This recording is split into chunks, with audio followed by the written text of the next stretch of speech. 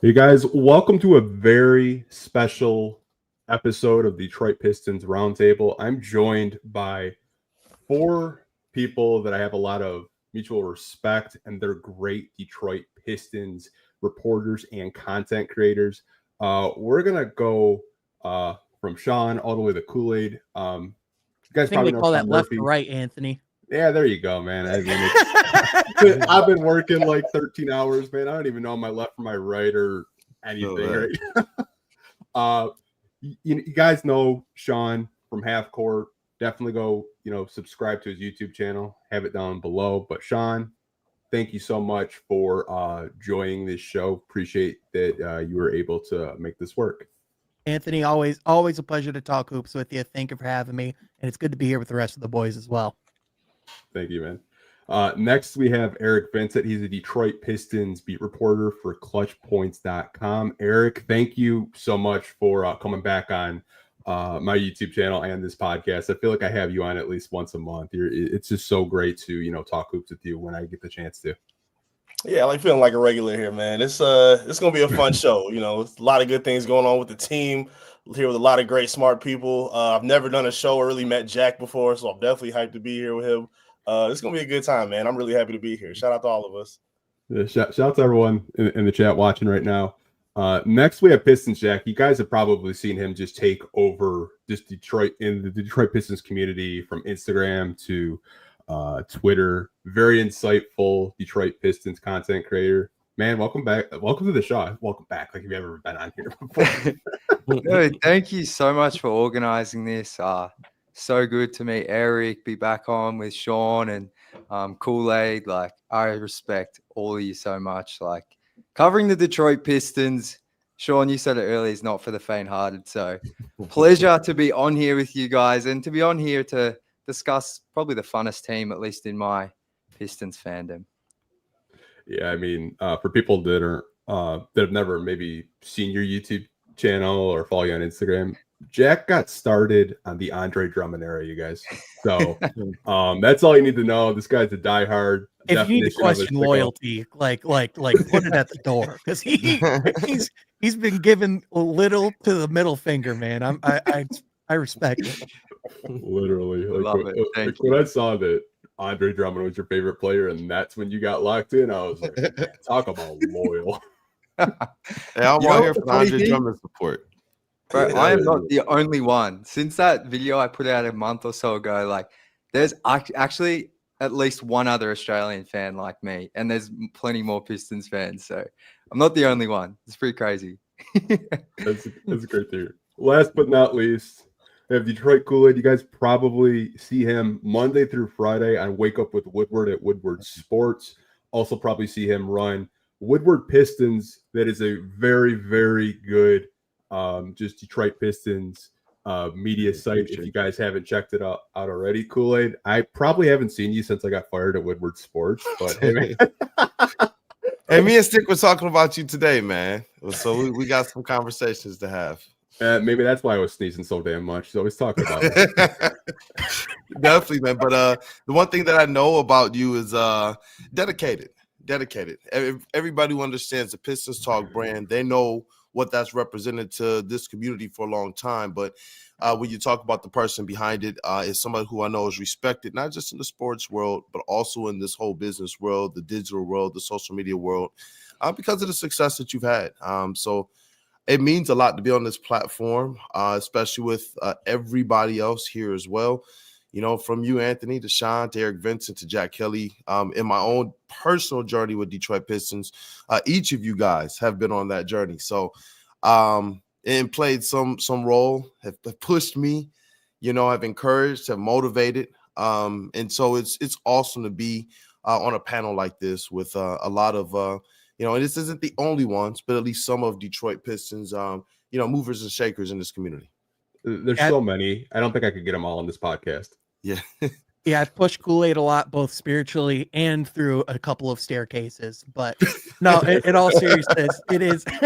It's just cool to be, recognized as like one of like the, as someone who has like a prominent voice in the Pistons community, especially with how many people could start podcasts out there, for your voice to be able to like be heard and recognized and, be seen as like one of the people that people go to for Pistons coverage means a lot. So, and also to share it with all these guys who put in as much work as they do as well. Again, it's just, I told Kool-Aid this morning, it's just an honor to be considered as part of these. And, yeah. And it's just all good dudes too. So. Am I at your back? Everybody that I'm looking on this screen, and there's others out there, you guys have all earned it and probably deserve even more. And you will get it because everybody I'm looking at right now, you guys are hard workers, man. Eric, Sean, we be tapping at these games and then not leaving until the article is done type of stuff. Jack, I swear it's like 50 Jacks doing whatever is going on your accounts. And Anthony, like I told you, you kind of set the standard. So definitely, man, appreciate this. This is awesome. I'm excited. Yeah, we're definitely going to get into some fun topics. We'll kind of start off with the only kind of question that I had for this podcast. So I want to kind of get your guys' overall thoughts. First 25 games of the season, 10-15. I'd be lying to you if I said I thought that they would have 10 wins given the schedule. But what have you guys kind of thought overall so far in the first 25 games of the season? Whoever wants to go first, go for it. I guess I'll say something. It's about 30% of the way through. This team is playing 400 basketball. They are tied for the last play-in spot. Obviously, the Bulls have that play-in, that tiebreaker with them. But you're right. Everybody looked at that first 10 games, and I didn't hear too many people who thought they would get even 2 wins through that. They started 0-4. They are 10-11 since. I talked about it on the show with Rod this morning, Rod Beard, the GOAT, Detroit News sports editor-in-chief. I told him this morning, like, when you look at what this squad is doing, who expected this? It's the best stretch of basketball they've had since you go back to that stretch with Jeremy Grant during Cade's rookie season. It's like we can finally put that stretch to bed, and we got something promising right here. Promising. So I like what's going on. They've definitely exceeded my expectation, and they honestly, they've pushed me to kind of change what I expect from them this season. I expect playing. Yeah, I'm right there with Kool-Aid. I think obviously last year with everything that happened and the trials that this Pistons team faced, it was really hard to quantify, just where this team would be and where they would finish, right? Like the reality of it is we knew the talent that was on this team and we knew that what they were capable of, but whenever you go through that type of losing streak, it's impossible for that to not linger and to have some form of effect on the team going forward, right? You don't just get to move forward and pretend that didn't happen. And I think to the Pistons' credit, I think you've seen, players like Cade Cunningham take that challenge on and embrace truly being a franchise player and having more of an understanding of what that means. I mean, not only is he playing his, highest amount of minutes per game, but he's having his highest efficiency shooting the basketball on higher volumes. He is still having problems with turning the ball over, but that's gotten better as the season has gone on. And I think if the game in the Garden isn't the all-star Cade Cunningham game, then quite frankly, I don't know whatever will be. And, you just look at from top to bottom of this organization, you have, I think the biggest surprise for me this season in a pleasant direction has been just how much of a blessing JB Bickerstaff has been as a coach. Mind you, this is his first time ever getting the opportunity outset as a head coach, not getting, brought in just as an interim. And in my opinion, if you look at Cleveland's history and track record over the last few years, I don't really get why Cleveland fired him. I mean, yes, they're doing great now, and Kenny Atkinson's been a great fit, but like they improved every single year he's under his tutelage, and ever since he's come to Detroit, he's just brought a level, like a bar of expectation and professionalism, and he's just a high level communicator. For my money, like for young developing teams, like JB Bickerstaff is one of the best coaches you can have for that situation in basketball, and I think that's been proven this season. And overall, I just think certain players like. I didn't expect much of anything from Ron Holland this season. I thought if he could get consistent minutes in the rotation at any point, that would be considered a victory, just with the way that this draft class has been talked about, let alone the fact that he's been a stable, turned into, I would argue, one of the core Pistons fans' favorite players, just with the energy, the intensity that he plays with. Like people were rating that pick low, rather low for the Pistons, but he looks like a legitimate NBA rotation player who has the potential to be a damn good NBA player going forward. So overall, I would just say, from expectations versus reality, I don't know how you can't be happy with what's been going on since the Pistons got, they're at 10 wins as we speak in December, and they were at 10. They got their 10th win at March 9th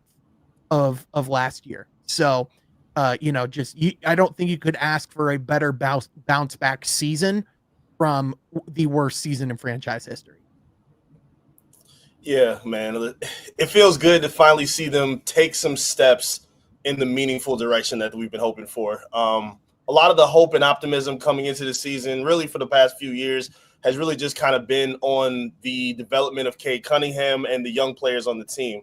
We always knew that they had talent. It was all just a question of how they fit together. What other pieces can fit around them? Can we find a leader that, can bring in the right pieces around them? Can we find a coach that actually has a brain and knows what he's doing to bring these guys in the right situation? So to kind of see, going from where JB said that he wants to help establish the identity of Detroit Pistons basketball, I think it's coming together clear now. I really think they have a true vision of what they want to do. There's still some holes, like Sean was talking about. There's some areas that are needed for improvement.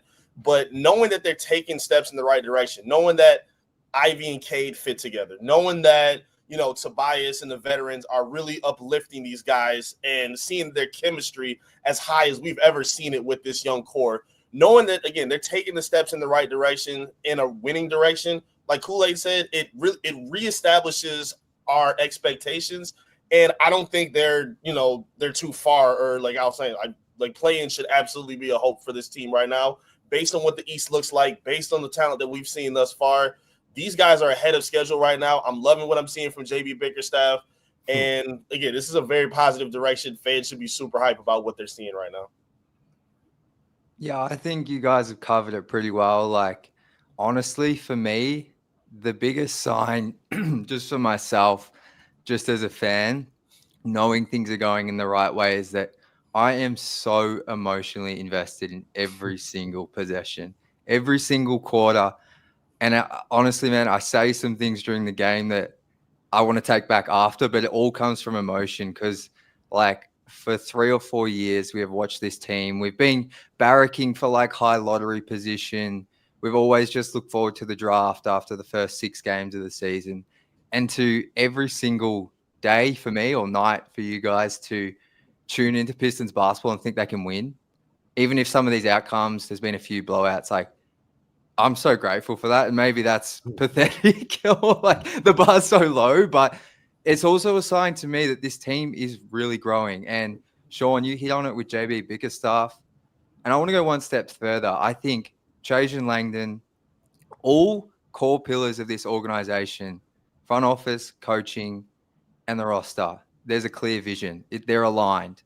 And that was my biggest thing after last season was, I'm not even throwing shade at Troy Weaver and the work he did, but there was not like a clear vision between the 3 major parties. And you talk to people within the organization who know that, but if just watching the on-court product, a lot of that is a result of no clearly defined like vision and connectivity between all major like parties. So it started with the hiring of Trajan Langdon, the JB Bickerstaff hiring. I'll be honest, like I wasn't that excited, but boy, was I wrong. I think he's incredible. I look forward to every post-game interview he does. And I think the development and the growth from Cade, obviously, but Ivy, Sean, I love that you brought up Ron Holland because, yes, he might still struggle on offense to do anything exceptional, but his effort and energy, no matter what, lifts this team. And there's just so many positive things. And the Pistons, they've still dealt with the Asar absence. Like this team, like they missed Cade for a whole season. They've still, they've missed their best perimeter defender for pretty much this whole season. He's played like 5 games, missed a couple. Again, I think, Eric, did you tweet out he's not on the injury report? Or maybe it was Anthony. Yeah, so I saw it from Hunter that said the reporter that was tweeting after him. Yeah. So, like, it hasn't been like, this season they've had perfect health and all that kind of thing. New roster, like a lot of new key players, even if there's a lot of young players returning. So, yeah, things are trending in the right direction. And I think, even like the fan base, obviously after every game, it can get a bit toxic. But I think that comes from a place of like the goalposts have probably shifted a bit too quickly now in terms of like, it's play-in now. Whereas it was probably like, let's just be competitive and win 30 games. But ultimately, I think it all comes from a good place most of the time because we're really starting to believe in this young core and what this team has cooking. And I think, I I know, it's Anthony, you got to talk at some point. I'm sorry to interject. No, I I honestly think I probably couldn't have said it better. I think each of you guys hit on key points of this season. Like Jack mentioned, like Asar has kind of been like, I don't want to say he hasn't like been non-existent, but like we really haven't like needed him to play, and they're still. I feel like they could have 12, 13 wins easily. Like there's some, boxing out in Charlotte. The Rockets game, the Rockets game I really wanted to win. The Bucks game, the fact that they're 10-15, competing every night outside of like maybe the Knicks game and the Grizzly game, really. I thought overall the compete level, I probably haven't seen this locked in probably since like Stan Van Gundy's year when they went 44-38. Like you expect them to win every game. Even though if they're down, you expect them to try to come back, fight, and not make it easy for the opposing team. Yeah, and that was something that they have been saying they were trying to achieve the last few years. And I think the reason why that level of motion that I hear from almost everybody here, and even other Pistons fans who are starting to get into it, is because when the restore started and we started to see those draft picks, those are draft picks to believe in. I believe in Cade Cunningham as a player. I believe in Jaden Ivey as a player. I look at you guys, I'm like, these are some pretty smart basketball guys here too. Not that we know more than what's going on with the team and all of that. But there's people who dedicate their time and their lives to this. And it's like, I felt like, hey, we know what we're seeing of these young players, but like you talked about, the leadership up top, the inability they knew what to do, but the inability to do it right, to get the shooters, to get the right vets. And you saw them make those attempts with guys like Alec Burke and Bojan Bogdanovic, but with Trajan Langdon, who was given control to be effectively numero uno, the only voice. That was something they spoke about. And being able to kind of guide the entirety of everything else underneath him from as a PBO, I believe that that's paid huge dividends. That's something definitely huge to call out with what we see, because what they've realistically done, the young players, some of them have taken the necessary steps forward, but those vets have also come in here and bolstered things with a JB Bickerstaff, who we know what he did with the Cavaliers. It was to be seen, is this a flash in the pan or not? Because we were already there with Monty Williams. He was already involved with taking a team from, outside the playoffs, 20 wins, low 20 wins to, and all of a sudden we're a force to be reckoned with. And so with JB Bickerstaff actually panning out, I can tell you this, and I'm sure Eric and Sean can verify, he is a pleasure to ask questions and talk basketball with. Like it's night and day this year talking to him versus last year. And I don't want to throw Monty under the bus or disrespect anybody, but just talking about the nature of the job, we're getting answers. We're actually getting like explanations to why he's doing things, whether they're working out or not. And I think all that type of stuff goes into why we see them being a little bit better through these first 25 games of the season than a lot of the expectation. It's the difference between the coach that you had to fly to convince, after multiple meetings to come and coach there with the biggest contract ever, and the guy who flew to you because he wanted to be there. And like that, yeah, exactly. Yeah, I'll never not hear that. But anyway, with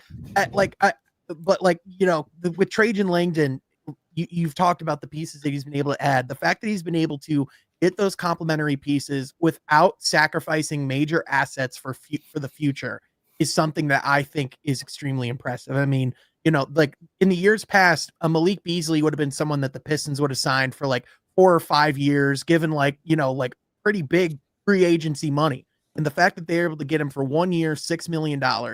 And, Tim Hardaway Jr., you essentially flip some assets to get him in return. Not like he's been, drastic life difference player, but he's someone that can space the floor and play competent defense. He's a professional basketball player. Right. And when we were at the Trajan Langdon introductory press conference, like Kool-Aid and I, we stayed late and, were able to talk to some people, and the confidence that they had in Trajan was like, that was not fake. Like they were gushing about him, just saying like, we really feel like we got it right this time. And, just with how he's handled the pressure of everything he was able to do or had to do that first summer. Cause remember, he came in and he had to immediately focus on the draft, free agency, and hire a head coach all within a month. And to do that and have a clear, concise vision of what you're looking for and what direction that you're going into, and to see the results immediately from that, like, how can you not be impressed with what Trajan Langdon's done thus far? So for put that me, in like, contrast, Sean, Troy Weaver was hired a month before the Killian Hayes draft. So it's like you compare like what Trajan has done like the first month of the season, first 2-3 months of the season compared to the previous regime. It's night and day right now. So I know it's just a start, but at the start, it's already night and day. Yeah, and these pieces are, and again, it's not like, and again, not to bash anybody, to give Troy, I guess, a little bit of credit. He did at least try to get players. They just weren't the right pieces for what they need. Like, yeah, you go after Joe Harris, you need shooting, sure. You need a Bojan, but those players specified and worked with like one area. They were good at shooting and kind of struggle with everything else. When you have with Tobias, he's not just a scorer who can, create his own shot. He's doing a great job rebounding. He's playing, I think, the best defense I've ever seen him play in his career. Malik Beasley, I think, has even done a good job of playing some little bit of defense. Tim Hardaway switching well as well. Even Paul Reed, who doesn't really get a whole lot of credit, he's done a good job of, providing that bench spark when they need it, and then making a few plays here and there on the other side as well. So again, if the roster's not perfect right now, which I'm pretty sure we all agree to, Trajan is at least getting a vision of, okay, this works with Cade. This matches here. Maybe we can keep Beasley for a little bit longer. They're seeing things that give them the direct answers that they need on where they need to go long term. And that's the next step we've been waiting for. Everybody wants to go, oh, when are we going to get to the playoffs? When is it the postseason? Let's take step by step. And these are the steps that we've needed to see. What does Piston basketball look like? Is JB an improvement from Monty Williams? Is Cade looking like an all-star? These kind of steps are the steps that they've been waiting to see, and I think it's finally coming out right now, on the path of growth that they're on right now. Yeah, I think you guys basically just smashed the crap out of this first segment, and that's why I had all you guys on here, because you guys are just elite at what you do. Eric, I actually want to get into the question that you texted me that you wanted to talk about next, and it's JB Bickerstaff. I know we kind of touched on JB a little bit, but like just overall thoughts on his coaching, rotations, philosophies. Obviously, you guys kind of talked about the way he can articulate questions, which I 100% agree with you. The way you ask him a question and he can just break it down in the simplest form where even I think a casual basketball fan could understand what he's saying. But what have you kind of thought of him so far? Next to Cade, I think he's the most important piece to all of this right now. I think he's done a spectacular job considering the circumstances. We just spoke about it. He may not have been the first option. They talked to a couple other guys before him. He said himself, he was, fine with going on vacation, taking some time off with his family. And he was sold on, a promising dream from Trajan Langdon. And based on the circumstances, coming into a new crop of players, coming into a new situation, coming off of a playoff, contending team to a team that's in a rebuild, trying to establish an identity, he's been fantastic. I'm really, really impressed with what he's done. Even so much to the point of like simple things like challenging, calls from the officials, not being scared to stand up for your guys, even things that don't work. Like he's done crazy things like play Tobias Harris at the 5 just because they're trying to get something going, not being scared to try something different that makes a little bit of sense. Not always just running all bench lineups and just saying, hey, free for all, figure it out. He's actually laying down some organization. He's laying down a plan. He's keeping the staggered lineup with Cade and Ivy on the floor the majority of the time. And also, he's actually, in comparison to Monty from last season, Monty would talk about things that they need to improve on. He would say things like, yeah, we got to start running all bench lineups. I got to find different ways to get Ivy involved. I got to find different ways to do this. And then he just wouldn't do it. What was the constant refrain? Yeah, that's on me. Well, I got to figure that out. Yeah. Game after game. He'd be looking down. He'd be scratching his head. He'd be looking at the stat sheet going, how many more gotta be better. How many more sell the team chance do you need to hear, bro? Make a change. So to see JB actually standing behind his word, fighting with his guys, I love watching him during timeouts. The way he's so active talking to his guys, in between possessions, he's super active, and I think he's the perfect kind of coach for a team like this Piston lineup that they need. And the thing I like about him too is his demeanor's the same whether they win or whether they lose. Like after the game, he's the exact same guy. And like don't get me wrong, like any coach is happy to get a win, but like even when there is like a rough loss, like after the Milwaukee loss, which like, don't get me wrong, that was probably their worst loss of the season, high stakes game in quite a while, but he came out and he said what a great opportunity this was for us to learn to know what it takes to be in those high pressure like those high pressure situations. And then, they came out like obviously the Boston game was rough, but that New York game on Friday to respond, after they got their legs under them, just like those are the types of things that just didn't happen under the Monty regime. And so, to me, it's like it's not just how great of a communicator he is. It's just, how even keeled he is and how he still keeps that same positivity no matter what's going on. Yeah, I think you guys have touched well on like just the buy-in overall stands out immensely. But this guy, I swear he's got an 80% rate at getting challenges right. Like every time he goes for a coach's challenge, like I swear they're right. And I love that when his players ask for one, more often than not, he backs them in and they get it correct. But I've also loved just with the way he's like developed these players, like if Jaden Ivey doesn't have it, he'll go to his bench. He's put Marcus Sasser in crucial times. He'll play Tim Hardaway Jr., the 3 vets, or if Jalen Duren is struggling, which I'm sure might be a topic we get to. I can see some stuff in the comments here, but he's pretty much split the minutes between him and Stu. Duren had that really bad stretch against the Knicks the other night. He came out, and I think, and he said it. I think it was maybe in his first press conference. Basically said like, I can't remember if he was directly talking about the Pistons or rebuilds in general, but he specifically said like sometimes players are just gifted minutes or along these lines. And he's like, they're gonna earn the minutes. And I think honestly, like he's pulled players when they've struggled. Like Ron Holland's got minutes, but if he doesn't have it, he'll take him out. But also like he won't take Ron out if he's 0-4 from 3 if they're the right shots. He'll give him the confidence to take those. But if he takes a bad one, then he'll take him out. Like so. I think the way he's managing the development and the minutes of these young guys is awesome.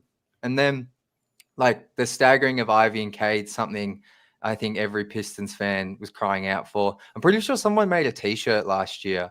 I can't remember. It might have been about, there's something to do with Monty's rotation or bench lineups. That's what it was. But like, so that's been awesome. And I love that he's got like, when in the games Asar hasn't played, which is pretty much most of them, it's pretty much been a 9-man rotation, which I think's what this team should be doing regardless of development, just to get the best out of the team. So he's been awesome. And I think the Pistons are 15th in defense in the league right now. They were high as 6th at one point, which was insane because I think a lot of people, or at least myself, thought they would be more of an offensive team this season if you look at the roster, but yeah, it's been good. And I think the vets have been awesome as well with JB and their leadership. Like Tobias Harris, I know he's struggled a little bit, but, I think he's so important to this team. Like he wants to be here. I just kind of want to shout him out because I feel like he gets a bit of a bad rap out his play sometimes, even though he's been better. But I think having a guy like him in particular is huge. And Malik Beasley, as well as JB, it's just a really good mix for these young guys. And I've never seen these young guys smile so much. Yeah, like, and you know what? Awesome. When you talk about JB Bickerstaff and his coaching this season, it's easy to go back and compare things to last year. I remember early on at one of the practices, I think the first training camp, and we posted some video from there. You know what one of the first comments were? Yo, they got music at practice this year? I've been on the beat now. This is my 4th season, and I was like, they really didn't have music in the gym underneath Monty Williams. And I never even thought about that. Like it never clicked. But it was interesting to see that the fans who've been tapped in and seeing what this team is going through, you guys talk about the emotion that Jack Kelly was saying he watches this team with, the fans picked up on that. And so JB Bickerstaff just bringing a basketball culture, like playing basketball my whole life, teams my whole life, from Pee-wees to church league to high school to college, pro-am and such. JB Bickerstaff feels like a basketball coach. Like he gives me Dan Campbell vibes sometimes, where I just want to run through a brick wall. And when you listen to Dan Campbell's players talk about him, it's about him understanding them as players, him understanding the game, and him putting them in the right positions, as well as believing in them. And day one, I remember media day, a lot of the players, we got to talk to them about, what's your first impressions or early impressions of JB Bickerstaff? And they were like, bro, what were the words that we heard? He has a process. His instructions are easy to understand. We feel like we get it now. Like, it's crazy to know that some of these players been in the league 2, 3, 4 years, and they're saying this now. Mm-hmm. And so when I started hearing that, it was what kind of got me thinking, like, you know what? I do believe in these young players. I know that Cade and Ivy and Dern and Stu and Asara, if he gets back, I know that these guys are better than what their record has shown. They're not the historically worst team in Detroit Pistons history, and then the third historically worst team record-wise in Detroit Pistons history. I just didn't believe that. So you get a coach in here, you get a guy who understands the right types of vets to pair with them, and JB Bickerstaff putting these guys in the right spots. That's just what stuck out to me the entire season, man. It's just these guys talking to me about basketball players, about how easy the game of NBA is. Marcus Sasser for a couple years was like, I'm still trying to learn the game, or for his first season, I'm trying to learn the game. Coming into this season, he's excited about where he's at right now because of not just JB Bickerstaff, but I know he brought in Kevin Burleson, brother of former Lion Nate Burleson. Jamel McMillan was around a lot more, and people who've gotten to talk to him or be around him know he is a basketball mind. Luke Walton, got to talk with him down at Summer League. And so it's like, for some of the good that I liked about Monty Williams, that's why I won't completely bash, because some of his guys are still here that he brought to the organization, and they are basketball minds. JB Bickerstaff went and kind of put that on steroids, for lack of a better word, this year. And I believe having that around these young players and Trajan understanding the right basketball mind to have around these young players has absolutely been I love what Cade is doing, but I believe what JB is doing right now is unlocking this team. I really do. And the coaching staff around him as well, to have guys like Luke Walton on your bench, who's been an NBA coach for multiple years, that played in the league, that knows exactly what they're doing. Fred Vincent, who we all know his tutelage as a teacher and as someone that, that can help people with learning how to shoot the basketball. Like, I just think you look at, from the top down of this coaching staff, and there's just a lot of different things that, that really complement well. And I think the biggest thing of it is, we've talked about how much, JB Bickerstaff, he truly is, and I mean this as a compliment, a basketball sicko. Like, anytime, you just get to hear his thoughts, certain things, there isn't a scenario that he doesn't have thought out, or that he doesn't have planned out, or doesn't have a concise philosophy and vision on. And again, we talking about clarity and knowing where players need to be and what they need to be doing to be successful.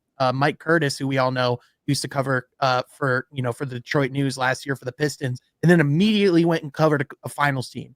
And the first time I got to record with him after that was, okay, you're with the worst team in basketball and you were with one of the best teams in basketball. What's the biggest difference? And the first thing he said without hesitation was clarity.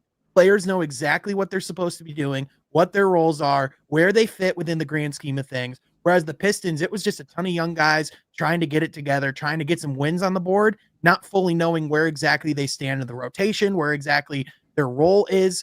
I think that has all been well-defined and established, not only just with this new coaching staff, but with these new veterans. You brought up, Jack brought up Tobias Harris. Just one quick thing about him is even though he hasn't necessarily been his best, shooting the basketball and certain things in those lights, he's always consistently available. And whenever one part of his game isn't going, he finds ways to impact the game in other areas. He doesn't just quit. So to me, when you look at some of the key differences, for those veterans they brought in, that's the big thing, is they're all available and they're all professionals. So just a lot of different things. I know I just said a lot there, but. No, I think something that JB said, and I'm sure you guys remember the introductory press conferences, I want to make it fun for the young guys. Mm-hmm. And this is the most I've probably seen Cade on Instagram. I think the last time we saw him on Instagram was draft night. We're not going to get into that. But this is the ball. He seems genuinely happy. These guys seem happy. They're smiling. Last year, I know, Jack, you did a really good job. There were so many pictures of Cade where he looked like he just needed a hug. He wanted to cry because he was just not used to losing. Looking during the losing streak, saying we're not 28 losses bad. This is a better basketball team. I think JB just is a leader of men, and I think that's kind of what we see between him and Monty Williams. Monty Williams didn't want to be here, but he was not going to turn down that paycheck at the end of the day. JB wants to be here, and you can tell how enthusiastic he is night in and night out. Yeah, that's one of the biggest keys for a young team. Like you said, if you don't just want to teach them the game, you want to be able to make it fun. This is a job, this is their livelihood, and this is what they've dreamed about for their entire lives. And to, like you said, see Cade, great. He's such a great professional. He's really good at, answering questions straight up and kind of dealing with the brunt of what's going on. You could just tell it was eating away at him. And a lot of these other guys too. You couldn't imagine what a guy like Jaden Ivey had to go through, coming into the season thinking, all right, this is year 2 for me. I finally get to play next to my backcourt mate. Let's make this happen. Oh, I'm coming off the bench. That took everybody off standby. Not even just coming off the bench. I'm not playing fourth quarters. I'm losing valuable times in these stretches where I should be on the court. And the guy you playing against me probably won't be in the league for much longer. So, yeah, to see that he has a clear understanding of not just, some coaches will, have a Belichick-like approach where it's my way or the highway. I respect coaches who are okay with saying, okay, how can I help you? Talk to me. Let's get to know each other and get on the same page instead of you're going to do what I say in order to make what I want happen. I think he's done a phenomenal job at relating to all these young guys and, bringing out a winning product in the process. And you know what, E? To kind of piggyback on that point, one of my first questions that I did get to ask JB Bickerstaff was, what was it that you saw from the outside about these players that attracted you here? And this was after we had heard the Richard Jefferson podcast when he talked about some things that he liked about Jalen Duren, the potential Jalen Duren Stewart. He coached right here. He knows these players. And I asked him, I was like, specifically Cade and Ivy in that backcourt as well. Did you coming here when you understood this was a job that you could potentially have? Was there anything about these young players, and even more specifically Cade and Ivy, since you didn't mention them in the pod, that got you excited? And he looked at me, he's like, oh, definitely. And it was just the way he looked and said, we got some things planned, but he didn't go into much more detail. It was just the way he looked at you with that look of conviction. You know what I mean? Like, if you played any type of sports or had a good manager, you understand when they look at you like, oh, yeah, we about to cook up. And that's exactly what it looked like. And then you go back to last year, and it's like Ivy came off a promising rookie season without Cade. We thought that Cade would be somewhat the ability to help unlock some of the space that Ivy would need, and vice versa. Now, to be able to be that fire and ice kind of combination. To see Ivy battle through last year's ups and downs and the last 15 games of the season, those shooting numbers, man, just turned up. His 3-point percentage was 36% the last 15 games of the season, and he looked like exactly the guy we started the season with. He was like, no matter what my role is, I'm going to ball out. He loves Detroit, and it was kind of tragic, man, to know how much he cares about this, and like his family and blood are literally from here. They're fabric in sports and Michigan sports history and such, and now he gets to represent his family on the pro level in Detroit. That was a tough look, and I don't know what Monty missed so bad, because we weren't even asking about Killian Hayes last year. But when we were trying to figure out about the new guy in Marcus Sasser, when we were trying to figure out about Monte Morris, who was new here, and we were trying to figure out what growth have you seen from Jaden Ivey, he just kept offering up Killian Hayes. I got the video from last year, and it was the weirdest thing.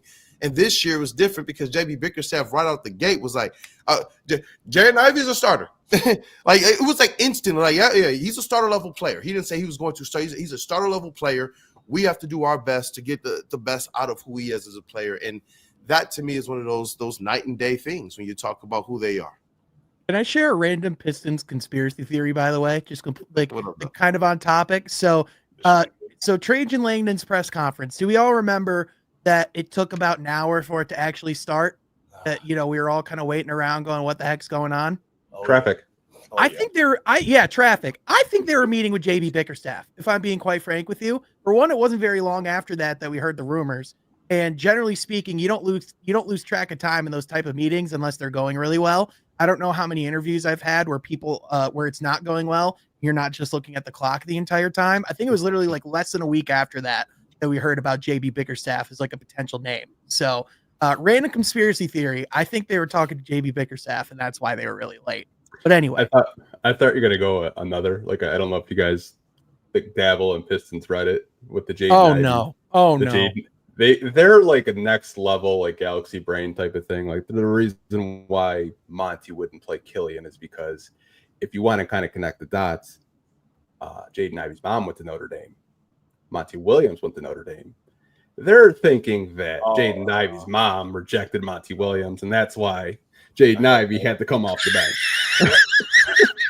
I definitely heard that. That was nuts. That is crazy. That was so nuts. When I Oh, heard that's crazy. It's like Monty got the bag. He don't want to be here. He can just do whatever he want to do. My winning is different than your winning.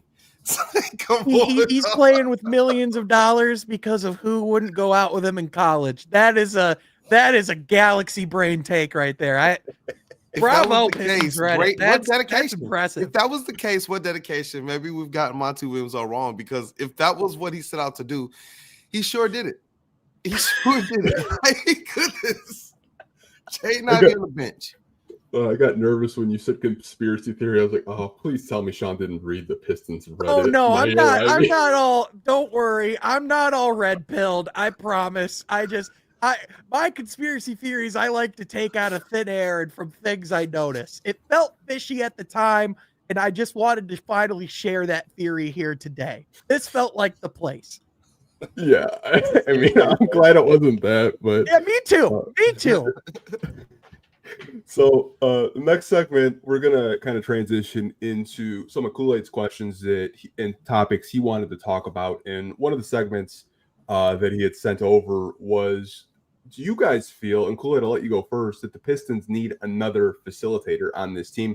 Maybe kind of elaborate. Are you talking more of like maybe a backup point guard or just maybe a secondary ball handler? Yeah. If anything, a secondary ball handler that understands the principles of facilitation. Not to box them into just a backup point guard, but a player that can come in here and just make the offense go. Especially when the ball's out of Cade's hands. I think Jaden Ivey he's taken some good steps this year at being able to handle that and learning that kind of backup ball handler or facilitator role. But I do think that bringing in somebody off the bench who can handle that type of stuff. I like the growth of Marcus Sasser. Some things I've seen.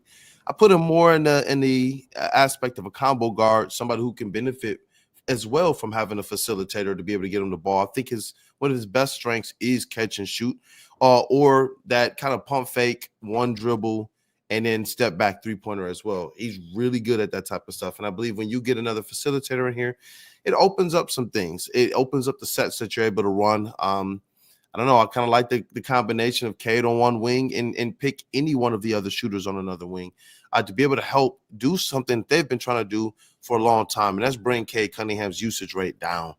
He's been 27, 28, 29, 30% for a long time, and I don't know how sustainable that is as it relates to winning, and that's where I hope that they can get somebody else in here that can help to bring that usage rate down, stabilize things for people, and if they want to capitalize on really being ahead of expectation right now, having somebody that understands that position rather than having to learn it on the fly, I think not only helps the Pistons right now, but it helps guys like Marcus Sasser and Jaden Ivey who are trying to learn that position. I think it helps them as well. Definitely. Yeah, I think a lot of good things are there. And when you look at, I think it's pretty apparent that I don't think the Pistons are going to be making any moves this season where they're going to be giving up significant assets. I think if they wanted to go get a Brandon Ingram, I think they would have done it by now, because if you have anyone in the league that would understand where Brandon Ingram's situation is at, it's Trajan Langdon. But as far as like facilitators, I do think that they do need at least another point guard or someone that can, help get guys going, especially when you look at, Jaden Ivey. I think a lot of nights when he really struggles is when he's getting blitzed or when a lot of the pressure is on him, to be the on-ball creator. And I think a lot of times it's with his explosiveness and with what he can do. I think to be able to, to cut to the basket more, to get easy shots and opportunities set up for him would be something that, would be massively beneficial. As far as like some guys that could be options, like I know, I think Anthony, you might have tweeted out about Malcolm Brogdon as someone, that's, potentially going to be available. We know that Lonzo Ball in Chicago is going to be someone that's potentially going to be moved. If the Pistons didn't want to trade any assets and just bring in someone off of free agency, Elfrid Payton was released about a week ago from the Pelicans when they had to bring back in, I believe when DeJounte Murray was healthy again. They just, for cap reasons, just cut Peyton. So I think there's options out there where the Pistons don't necessarily have to dip too much into the future. And again, with this cap space that they have, it gives them the flexibility to bring in that type of salary where, like, Brogdon and Lonzo Ball, like they're expiring contracts, like you can bring them in, see how they do. And, you essentially hold the keys to what happens, going forward. You have the bird rights of free agency. So for me, like, I think when you look at like what pieces make sense, I think it has to be kind of guys like that where, they're not quite being expected to do what they used to back in the day, but they can still come in and give you solid facilitation and, just like that type of presence handling the basketball. I like the idea of Lonzo. That's something that we've talked about before. Like, could you imagine Lonzo and Cade, Lonzo and Ivy? You talk about a guy who can make pretty much an assist from anywhere on the court. We've seen Lonzo get thrown the ball, literally inbound full court. He gets the ball and just looks up and boom. And it's just, that's where this guy's mind is at, is facilitating. That's where I'm hoping if the Pistons do bring in somebody, it's somebody that has kind of that archetype, whether they're a traditional point guard or not, just definitely somebody who can come in and like you already said, shine as well. Be able to help just release some of the pressure on some of the people here. Because I believe that it feels like Cade Cunningham might be our only natural facilitator on the team. Not that other people can't get there, but even Marcus Sasser has stated couple times, like, I'm trying to learn this. Even at Summer League, we got to speak to him, and it was like, I'm trying to learn how to play point guard and set other people up in their positions to succeed as well. So it'd be interesting to see where they go from here if they're able to fix something this season. I know some people have talked about kicking the tires on Tyus Jones, even a Markelle Fultz type of a player. But there are, in my opinion, some options. I know Elfrid Payton. But the shooting is something you got to worry about in terms of the facilitation. Definitely know he can do that, but don't know where things sit as it relates to his scoring ability. Yeah, so I think they definitely need more playmaking. I mean, we've known this for a while now. We've seen it, but it depends what the goals are. Like, and this is where it's like comes back to Trajan for me. He said in his first press conference, I think, like, we're at a stage where I want to acquire assets. Now, this was before the actual free agency period, I think. The Pistons are asset poor. They owe that pick. And I think after thinking about this backup point guard thing and all of that, and I think how much cap space? I think the Pistons have got like $10 million in cap space still. They have the open roster spot. Mm-hmm. I think Trajan is just waiting for a team that wants to get out of the tax around the deadline to take on a contract and try to get more picks. Maybe it's just another 3 second rounders. Maybe you somehow get a first, although I'm not sure. But I think because at the end of the day, the Pistons are 10-15. Cade looks like an all-star. And Bryce Simon said this as well, which I was like, actually, it makes so much sense. Like, yes, we're seeing Ivy struggle, but you continue to find out his limitations, what he can do, what he needs to work on. Is he ever going to be able to facilitate for the minutes effectively that Cade's not there? So there is still so much value in the struggle with Ivy, and you also keep that roster spot free to potentially get some more assets at the deadline and take on a contract or be that third team. So that's why my gut feel, I could be so wrong, but is that they won't just go get Elfrid Payton. The Malcolm Brogdon one's interesting because he's expiring on at least 10, 15 mil, something like that. Mm-hmm. Maybe. I think it might even be a little over 20. So there you go. He signed a pretty lucrative contract, but so that could be an option. But I don't know if the Pistons would get a pick. I'm not sure. I'm not the best with trades. I suck at this stuff. But that's just kind of my gut feel. But I 100% agree. They need more facilitation now and in future. So I'm not sure if we're going to get to that, but they are missing another guy to go alongside Cade and Ivy to a lesser extent. Shout out Chuck Brewer. He said, I heard there's a point guard named Killian Hayes that would be available. That got me to chuckle pretty blocked. Good. Chuck, you're blocked. Yeah. Get out of here, Jay. You gotta go. Chuck Brewer, man. What's that? Monty Williams burner account? Is that what Chuck's been this entire time? That's gotta be. Real quick, shout out to Ashley the Trader who's tapping in. We appreciate you being here, man. Yeah, you guys, y'all hit it out the park, man. That's why y'all are great. I 100% agree with you. They definitely need to find another facilitator. If it were me and my choice, I would kind of try to find somebody in the front court because I just think they don't have a lot of consistency in that area right now. Mhm. And if they're going to lean on staggering the guards as much as they do, I mean, we've even seen sets where they bring the ball up with Malik Beasley or Tim Hardaway Jr. Asar has even taken some time bringing the ball up as well. They have enough versatility where it doesn't necessarily have to be a point guard, I don't think. So I think that's kind of to the credit of what Trajan has done.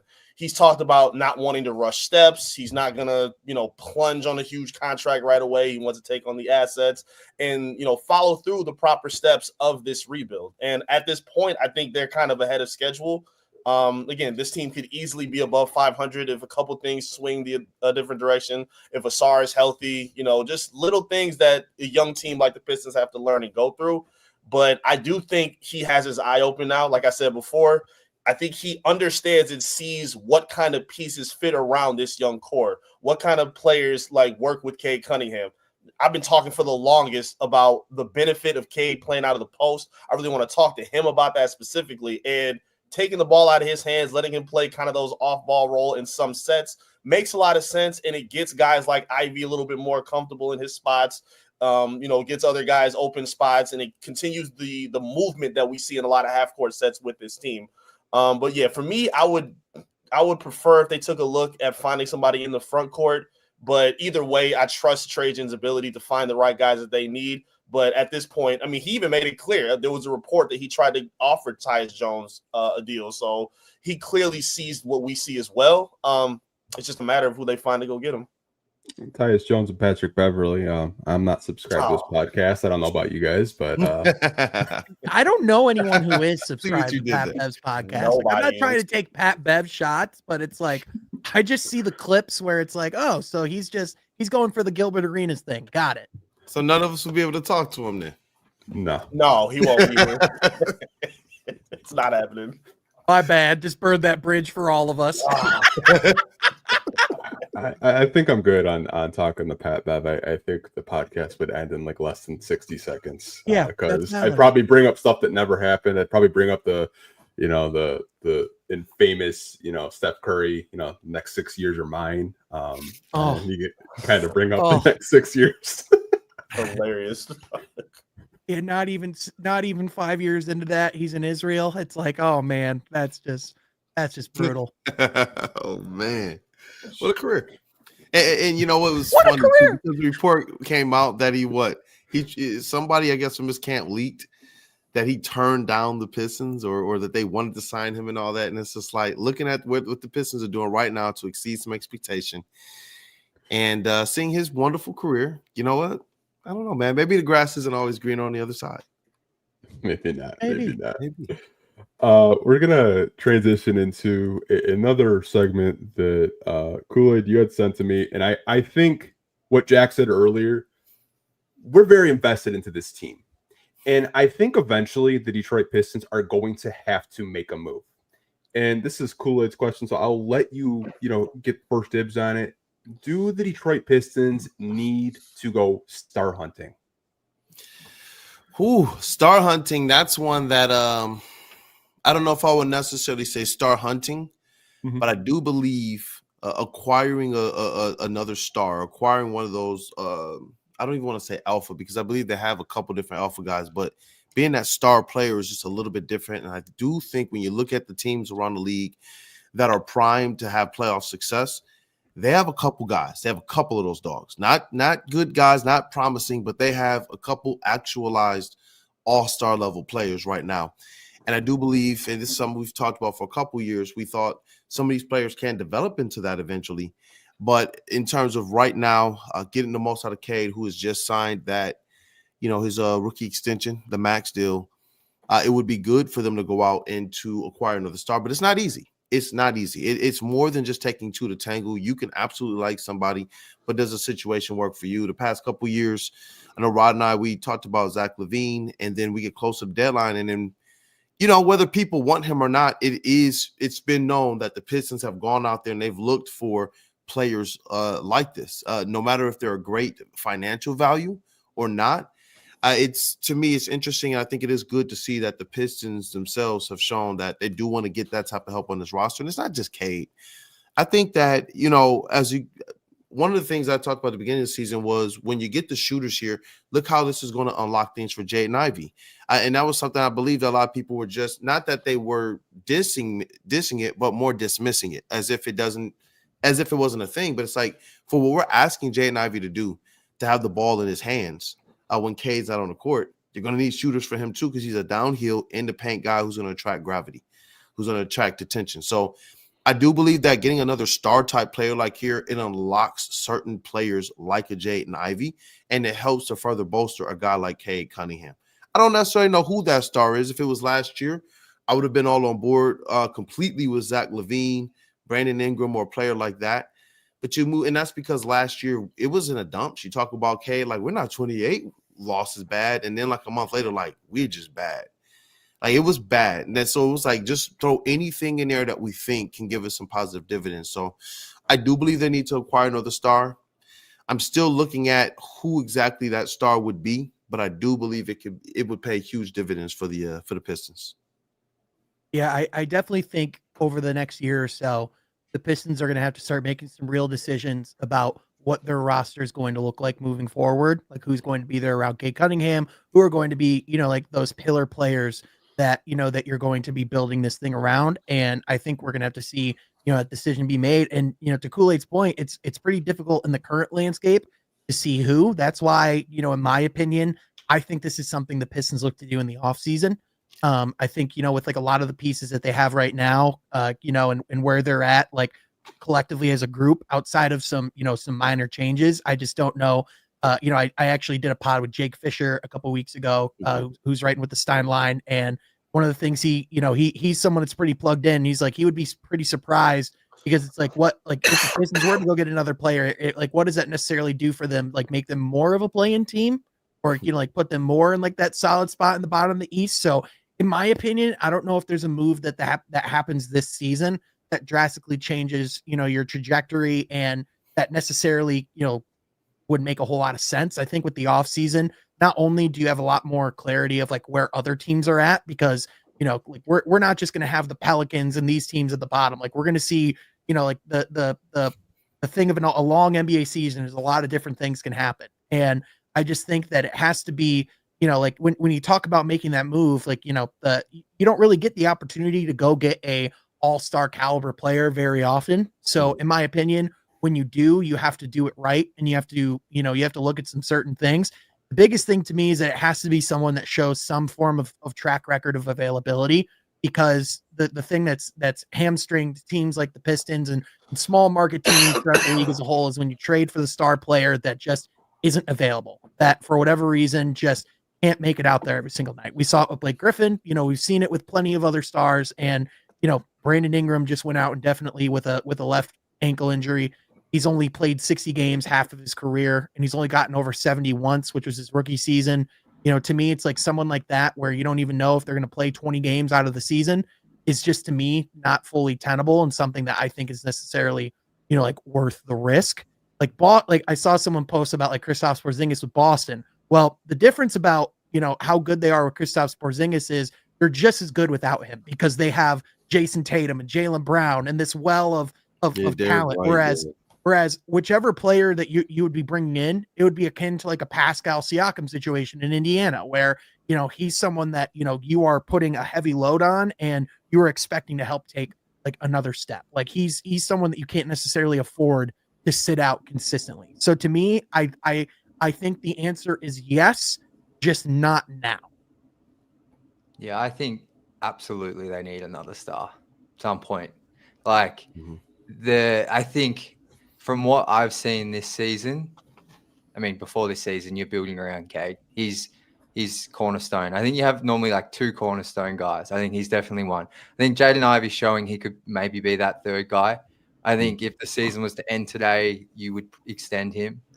But I think, and Eric, you raised it before, and this is the biggest thing I think this team is missing: front court scoring.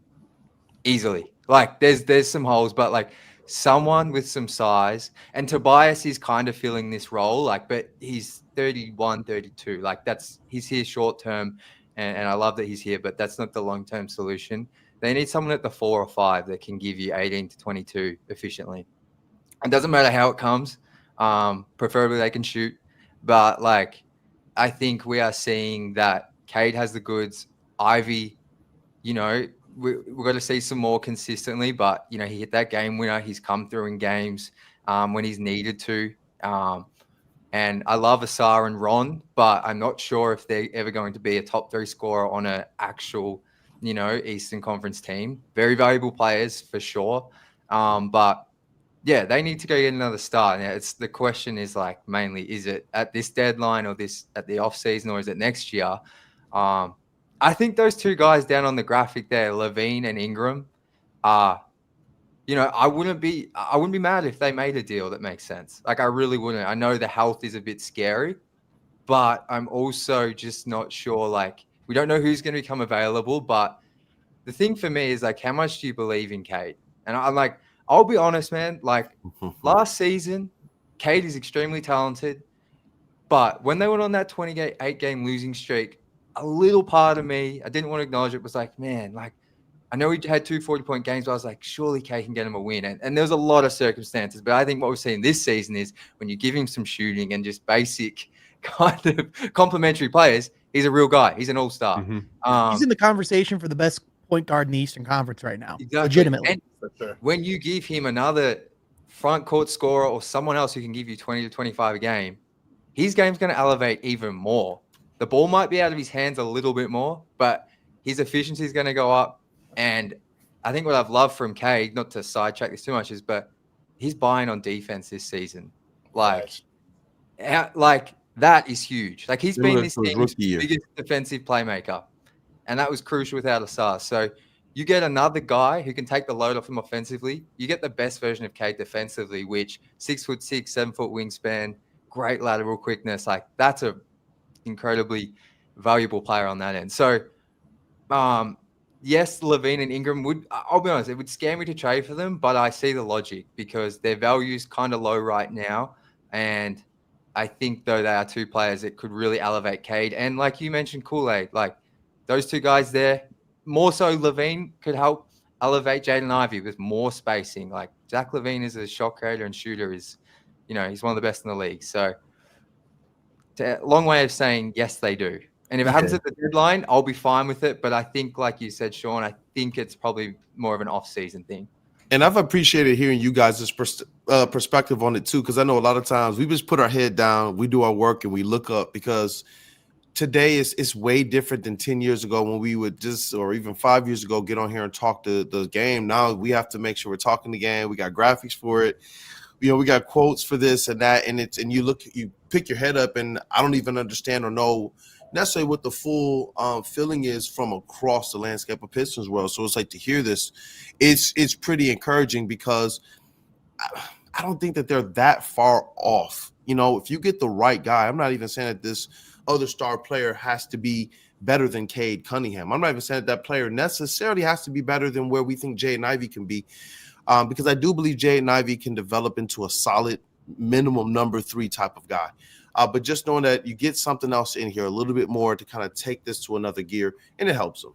I agree with you all. It's going to be more difficult, in my opinion, to make that work right now. I think that when you get to the offseason, especially around and before draft time, when you have a little bit more flexibility, teams' money opens up a little bit more before certain contracts set in. That's why I do believe something like that would take place, if anything. Or by next trade deadline, when you have Cade Cunningham's new contract kicked in, Tobias Harris, 1 more year left on his deal, and you're facing a summer where Jaden Ivey and Jalen Duren are going to be extension eligible. And so I do hope that, you know, their mindset, whatever they're looking at, it's on whatever that plan is to make sure you can capitalize on kind of this upward trend with them. I believe it is important for them, if you're going to bring somebody in, to definitely make sure they get in here and they're able to mesh with those other, you know, guys that are going to be here long term. Not to tease my question, but Kool-Aid, our heads are in the exact same place. Yeah. Well, look into your question, Sean. I just want to say this, Kool-Aid. I think you have a pretty good pulse on what Pistons fans are talking about, especially on social media. You hear Zach LaVine, you hear Brandon Ingram. My thing is, maybe they go a tier below. And this is a guy that I've been monitoring. He's in the Eastern Conference. Intrigued. He can stretch the floor. It's Miles Turner. He's going to be a free agent going into next summer. You look at the Pacers cap space, they just paid Pascal Siakam. They just paid Tyrese Halliburton. They extended right now. Yeah, they extended Andrew Nebhart, who's a very, very good gritty role player. They got Benedict Mathurin coming up. Yeah, like when I look at Miles Turner, throughout his career, he's been able to protect the rim. He's been able to stretch the floor. That's and I think when you talk to Pistons fans, especially right now, when we talk about the center position, we just played the Boston Celtics. We got to play them again like tomorrow. Like I don't even get me started on the schedule makers. But I think a 5-out offense for this team would unlock so much for Cade Cunningham, so much for Asar Thompson, Jaden Ivey, everyone on the roster. I'm like, so mad I didn't think of that myself. That's where I'm at. I mean, as soon as I heard the name, I was just like, that makes a lot of sense. He checks so many boxes. And I mean, like, even someone had mentioned Nikola Vucevic is available. I know he's a little bit older in the stage of his career, but I mean, like, if his asking price is 2 second-round picks, we saw what he did to Jalen Duren and Isaiah Stewart. Like, the guy absolutely cooked. Like, I think if you're Trajan Langdon and JB Bickerstaff, I think a stretch 5 would be on my wish list if I'm a Detroit Piston fan. Especially when you talk about a stretch 5 being able to mesh well with a Jalen Duren. Last year, I wanted them to go and kick the tires on Nick Claxton from a defensive standpoint. And I do have some promise in what Jalen Duren can go defensively, but you put somebody next to him that can run around the court after some of these stretch 4s and stretch 5s, as well as make those other bigs have to chase them around the court. I feel like that does wonders for Jalen Duren. Just as much as it would do for some of these other young players. He needs somebody next to him that can help defensively, that can help as it relates to being on the court in certain positions. Because right now it's just him from a rim protection standpoint. Because the other guys, I think that they're playing very good connected basketball. And I've seen these guys diving on the floor more than I can remember in the past 4 years over a 25-game stretch. But sometimes it feels like it's just Jalen Duren in there. When he goes to those lineups where he puts Jalen Duren and Stu in, it looks a little bit more like we saw the first 3 games of last season, where they were playing very physical and the defense was menacing. I'm not even playing with that. I don't know how it fell off so much. A lot of that has to do with injuries, but I do. When you talk about a Miles Turner, I believe that Jalen Duren is a person who's just going, oh my gosh, thank you so much if you brought a player like that here. And you're right.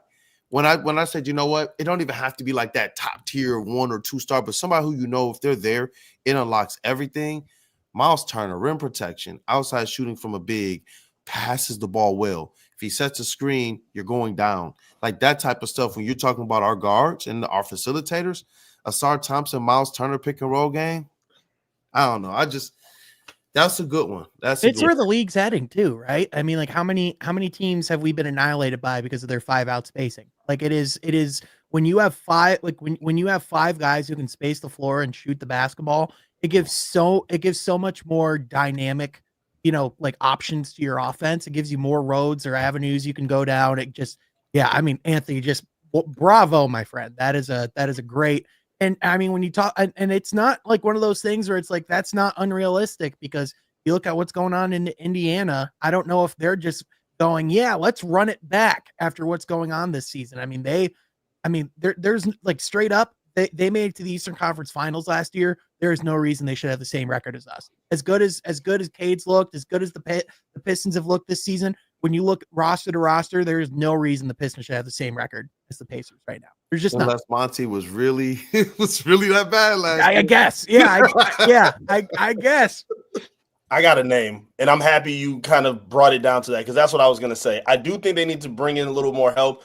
Does it have to be a star? I don't necessarily believe so. If they're like a Detroit star, if a Detroit star is a great way to put it. I like that. And a guy that I think kind of fits that, I don't know what it would take, because I saw a report that I think Washington, Brooklyn, I think Utah, they're in complete sell mode.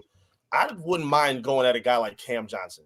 I was high on him last season when he was a free agent. I know he's a restricted, so it was going to be difficult. But at this point, with where they are now, I don't care that they're 10-14. I don't think they're going anywhere. I just don't. So looking at them being ready to sell, and this team, to me, that again, we're talking about front court players that they need. They don't also just need a stretch five. They also need, I think, more veteran wing defenders. And while Cade has been awesome defensively, I'm super happy to see how locked in he's been, at least on ball. I think he can be a little bit better off ball.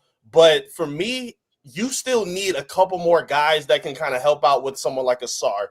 I don't want like Ivy and Cade and Tim Hardaway Jr. as your primary, wing defenders at this point. Someone like Cam Johnson, who's getting better at creating his own shot, shooting 40% from three, big body guy, does a really good job rebounding, really good job playing defense as well. I think he's another one of those players that I think would make a lot of sense. Now, I know his contract is a little bit much, but considering his skill set, I think those are kind of players that the Pistons can look at as well that may not be a star level player, but they fit exactly what you need. And I would, like you said, a Detroit star that would be a fan favorite based on how they play. I remember Cade's first game when he scored 2 points, and the biggest pop he got was diving on the floor for a loose ball. So you don't necessarily have to be a star tier 1, tier 2 type of player, but someone that fits that, niche for what Detroit basketball represents. I think he's a guy that will be perfect. Miles Turner as well, of what we talked about. While we're having a jam session, can I quick throw out a name? What up, though? So, one team that is in shambles in the Western Conference, a team that's not meeting expectations, is the New Orleans Pelicans, and we talk a lot about one of the players on that team in Brandon Ingram as a potential trade target. What about Herb Jones in Utah? Pelicans in Utah. What about Herb Jones? What about someone who is as dynamic of a wing defender as he is, someone that can space the floor, shoot the three, talk about like a Detroit star? That's a guy that's just a Detroit Piston through and through. Now, here's what I'll say. I just don't know the realistic chances, because it's been said that he would have, his asking price would be significant, which, that could be all sorts of things. You don't really know what that means, but I'm going to wager that it would take, for the Pistons, it would be a pretty big move. But when you talk about where the league is heading, what type of players the Pistons could use, wing defenders, guys who can space the floor, I think there could be more unlocked in his offensive game as well. There's a lot of Mikal Bridges-esque traits when you look at a guy like a Herb Jones, and he's a guy that can guard pretty much all 5 players on the court. So to me, look at types of stars that they can go out and get.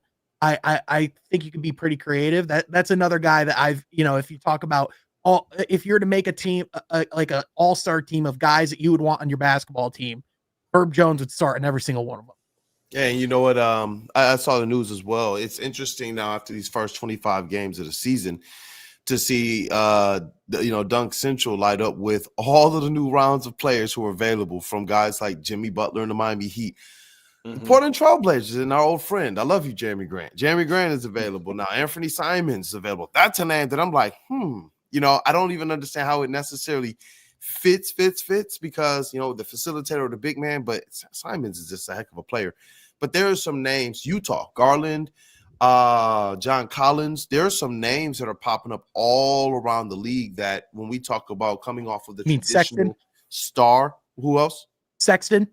Yep, there you go. When you talk about coming down off of like the traditional star aspect, and guys who we know if they were here, they can make that impact where we'd be running around saying, yo, they're that Detroit star. Those names are starting to pop up as available kind of across the NBA landscape. Yep, someone said in the chat, December 15th, this Sunday. That's when all the free agents become eligible to be traded. So this is when the trade season really begins. Yeah, I think we just need to kind of maybe, at least for the fan, maybe temper a little bit, just because they're getting into that place. But as you talked about, I think Sean said it, this wasn't a pretty sell for. I remember during the draft when Trajan was telling us that agents were telling players, don't come here. Don't work out in Detroit. Don't answer the phone. Do your own thing. Figure it out. I'm pretty sure that same thought is going through veterans players as well. They're going through their mind. So knowing that right now, you just get in the car a little bit more pretty. You put it online. People not give you no hits. You got to clean it up a little bit more before you start reeling in some of those big names, unless Trajan's got a creative deal that's, sitting in his pocket right now. But as of right now, they're taking the right steps. Again, they're figuring out the right pieces to build around for Cade and the others. But yeah, it's going to take a little bit more time until they can get to that star level type of acquisition. Yeah, I see you, Organic Lindo. He said the perfect but unattainable player for our ball club is a big like Triple J. I have been, man, that's been one of those players forever. Forever. I'm like, bro, get him in a Pistons jersey. I don't care what you have to do. While people were talking about guys like Bridges and other players that have some ties back to the state, Jaren Jackson Jr. is a guy who I've been like, my goodness, what do we have to do to get him here in the state of Michigan, man? Does anyone remember John Morant's rookie year? Memphis came to Detroit. I was actually at that game. John Morant, I mean, he looked good. He looked like John Morant, but Jaren Jackson Jr., I swear he had like 25 or 26 points in the first half alone. And like when he can get it going, he can be like a true microwave. And we already know about the defensive prowess. I mean, the guy's a stud of a shot blocker. Definitely. Yeah, I remember that game, Sean. It's because I bet the under and I lost in the first quarter. Win some, you lose some, man. That's and then, and then he didn't do anything in the second half. So like he saw that, was like, oh, well, Anthony lost. I'm good. Every time I take the spread. I mean, the Lions have done it to me a couple of times as of late. Those spreads are like really tempting, 10.5, and then they're field goal games. So I was like, yeah, not betting anymore. Yeah, I once did a 3-leg parlay on a UFC card, and literally on the first fight, the first leg, the fighter I bet on broke his leg, and it snapped around the guy's. So I literally lost $20 in 10 seconds. So if you want to hear bad sports betting stories, I got them. Oh man, same here. I wanted to get into a topic that I think all you guys are like extremely passionate about. Obviously, we haven't not had an all-star represent the Detroit Pistons since Blake Griffin. And I did do some numbers today, kind of digging into what Blake averaged. I'm just going to fire them off for you guys. So Blake averaged 24.5, 7.5 rebounds, 5.4 assists, and the Pistons record at all-star break was 26-30. The reason why I mentioned the record is it seems like it's so political now in terms of what a team's record and overall success is. For full transparency, Cade right now in 25 games is putting up 23.9 points a game, 7.3 assists, 9.3 or 7.3 rebounds, 9.3 assists, shooting 45.5 from the field, almost 40% from three, and 75 or 78.5 from the free throw line. So I'll just hand it over to whichever one of you guys want to kind of take it. Do you believe that Cade Cunningham could possibly make an all-star team this year? I think so. Like, yeah. Like if you look at the players he's competing against in the backcourt, there is like 5. Like that last season, there was 6 like true guards on that all-star team from the East. And I think Cade is in the conversation. Like, don't get me wrong, he's played just as well. It'll just be the record. So if they can keep this pace, I think so. And I think the key thing for Cade this year is the numbers are great. 5 triple-doubles, like he's breaking records, Pistons records, that is. But he's having the moments. So he had that game in Madison Square Garden. That's a huge game in terms of, it wasn't on national TV, but you just beat the Knicks. Yes, Cat wasn't playing. Huge stat line, and you win. He had the game against the Pacers, huge NBA Cup game. Like, yes, not national TV, but he came through and won them the game. And then he had the game against the Lakers. This is going back a bit now. Triple-double, 17 points, whatever. Closed out the game, though. He's having the moments against teams that, traditionally kind of draw, or in games that maybe more of a national audience and media pay a bit more attention to. So I think the stats are great. The team's record and improvement from last season definitely helps his case.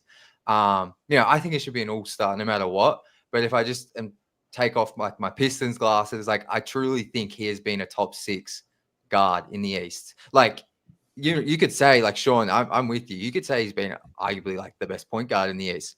But when you factor in record, team play, and everything, I really think he should be in that top 6. I 100% agree with that. I believe this is the year that as long as the record, they continue to be just around that play-in spot. To me, it's a no-brainer. Cade Cunningham has to be an all-star this season. When you go back and look at his stats over the last couple of years, and against some of the other point guards in the East, Cade has been one of those guys that's top 30 in the East in scoring and top 10 in the East in assists. that to me is all-star worthy. And what the NBA has done kind of more so in this era of basketball is they really, really, really are looking at your team success, even for things like rookie of the year, which is interesting to kind of look at. And I do believe Cade was snubbed from that, but it is what it is because Watch Jared McCain win it this year, by the way. Right. watch. Yep, All of a sudden, the 100%. narrative is just a little bit different for Jared McCain. But Right. for Detroit, we've been told that you guys have to show up with a few wins on your record, and then we'll pay attention. And I can't be mad because when we do, you look back at the 2004 Pistons, we got four guys in there. And so it's like, you know what? That's the way, man. As this team continues to improve with Cade Cunningham as his leader, he's definitely going to be the guy. He has the stats. He's improved over that since last year. He's proven to be the straw that stirs the drink. Even though I believe this team is much more equipped to play and compete when he's not in there, we see the difference when he's not there. There's a clear difference, whether he's not playing in that game or whether he's just heading to the bench. There's always a change as it relates to how this team just operates. And so I do believe, like Jack Kelly said, you know, when you look at kind of the narrative games, the things that play these huge narratives on the minds of voters and fans nationally who don't sit down and watch the Pistons every night, when you look at those games, Cade is checking a lot of the boxes right now.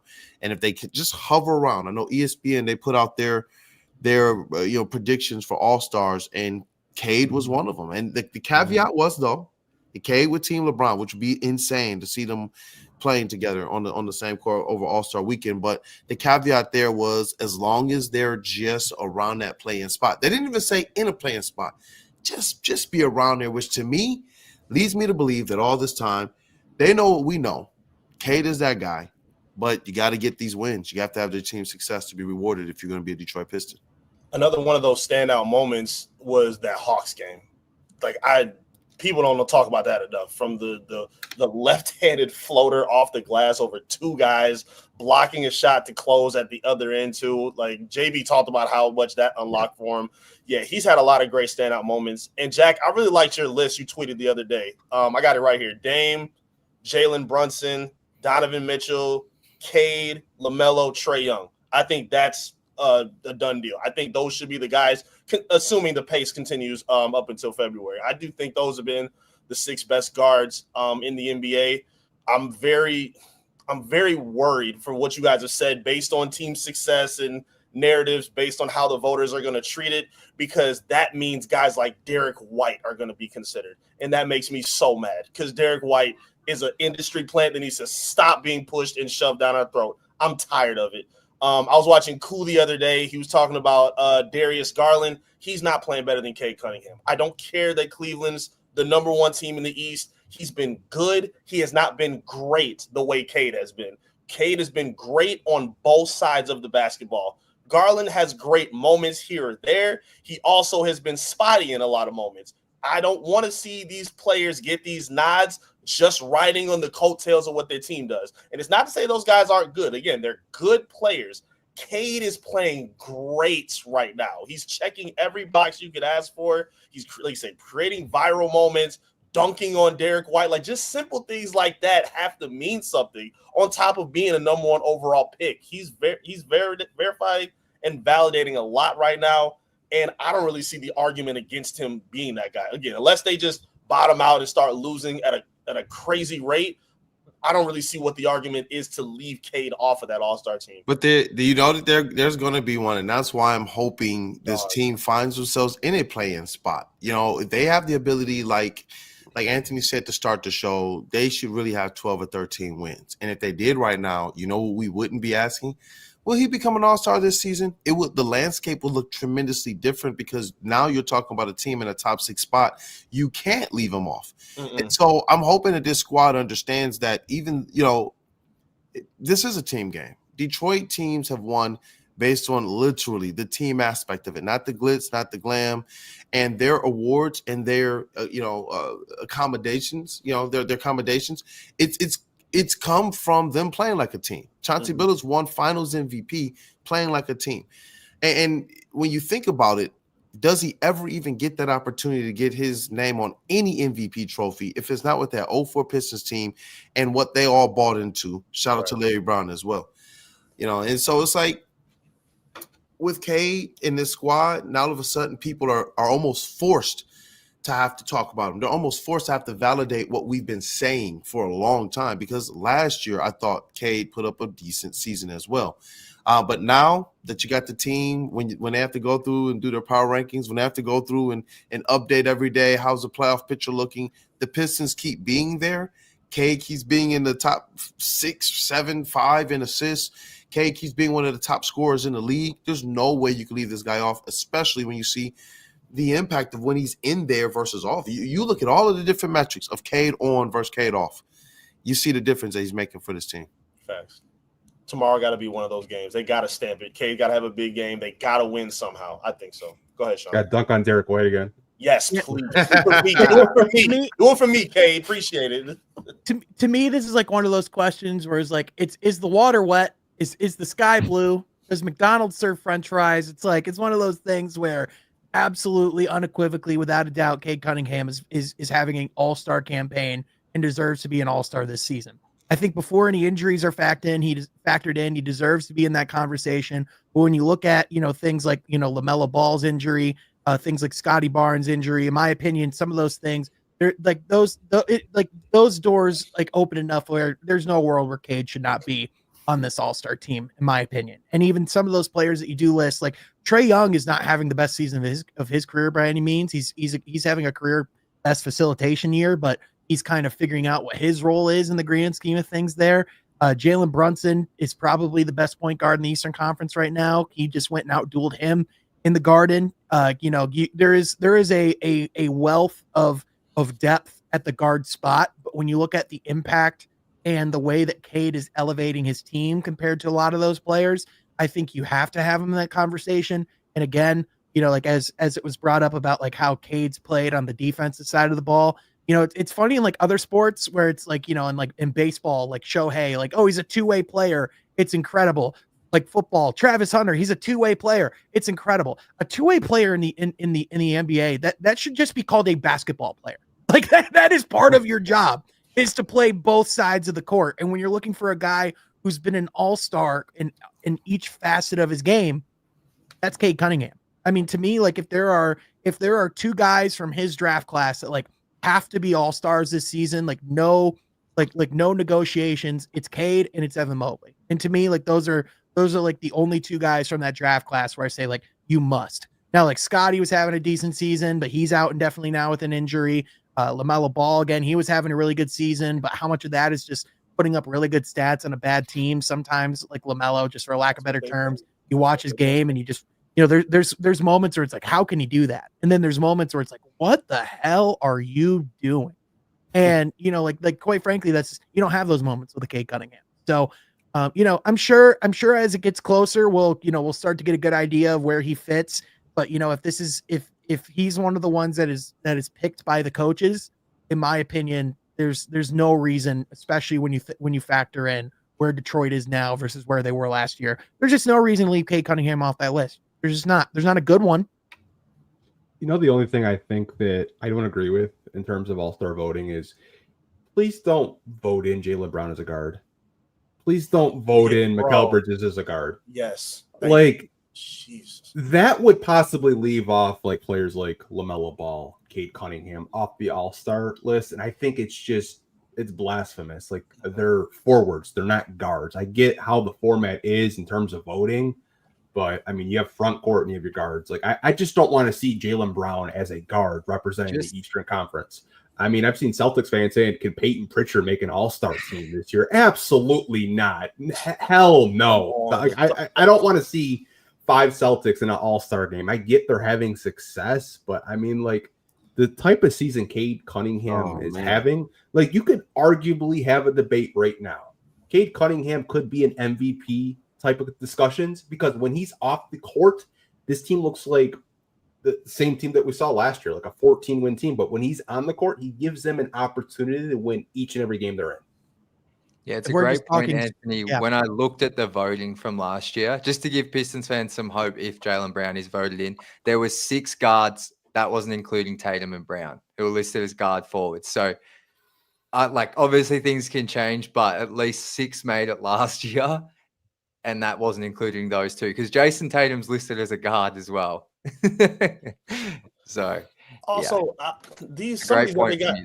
Some of these other guys that we talked about too, while they're really good players too, a lot of these guys are foul baiters, and I just hate watching them play. Like, I don't want to see Jalen Brunson get to the All-Star game by diving into his opponent and getting to the free throw line 15 times. Cade is one of the few players that has integrity, and he's not out like hunting fouls. He's kind of lean into it a little bit with like yelling and stuff, but the rate some of these other guys do, Trae Young, Dame was horrible with it last season. Like, I don't want to see that. And that's the kind of laziness that we see carried into the All-Star game. I feel like Cade's game, even when he was in the Rookie Rising Star Challenge, like, he was fun. Like, the whole unit, watching them play together, running sets, running and playing actual competitive basketball. Those are the kinds of guys you want on the floor. And I feel like Cade's game is perfect for, a game or style deserving for All-Star nod. So it's a no-brainer to us. I don't know.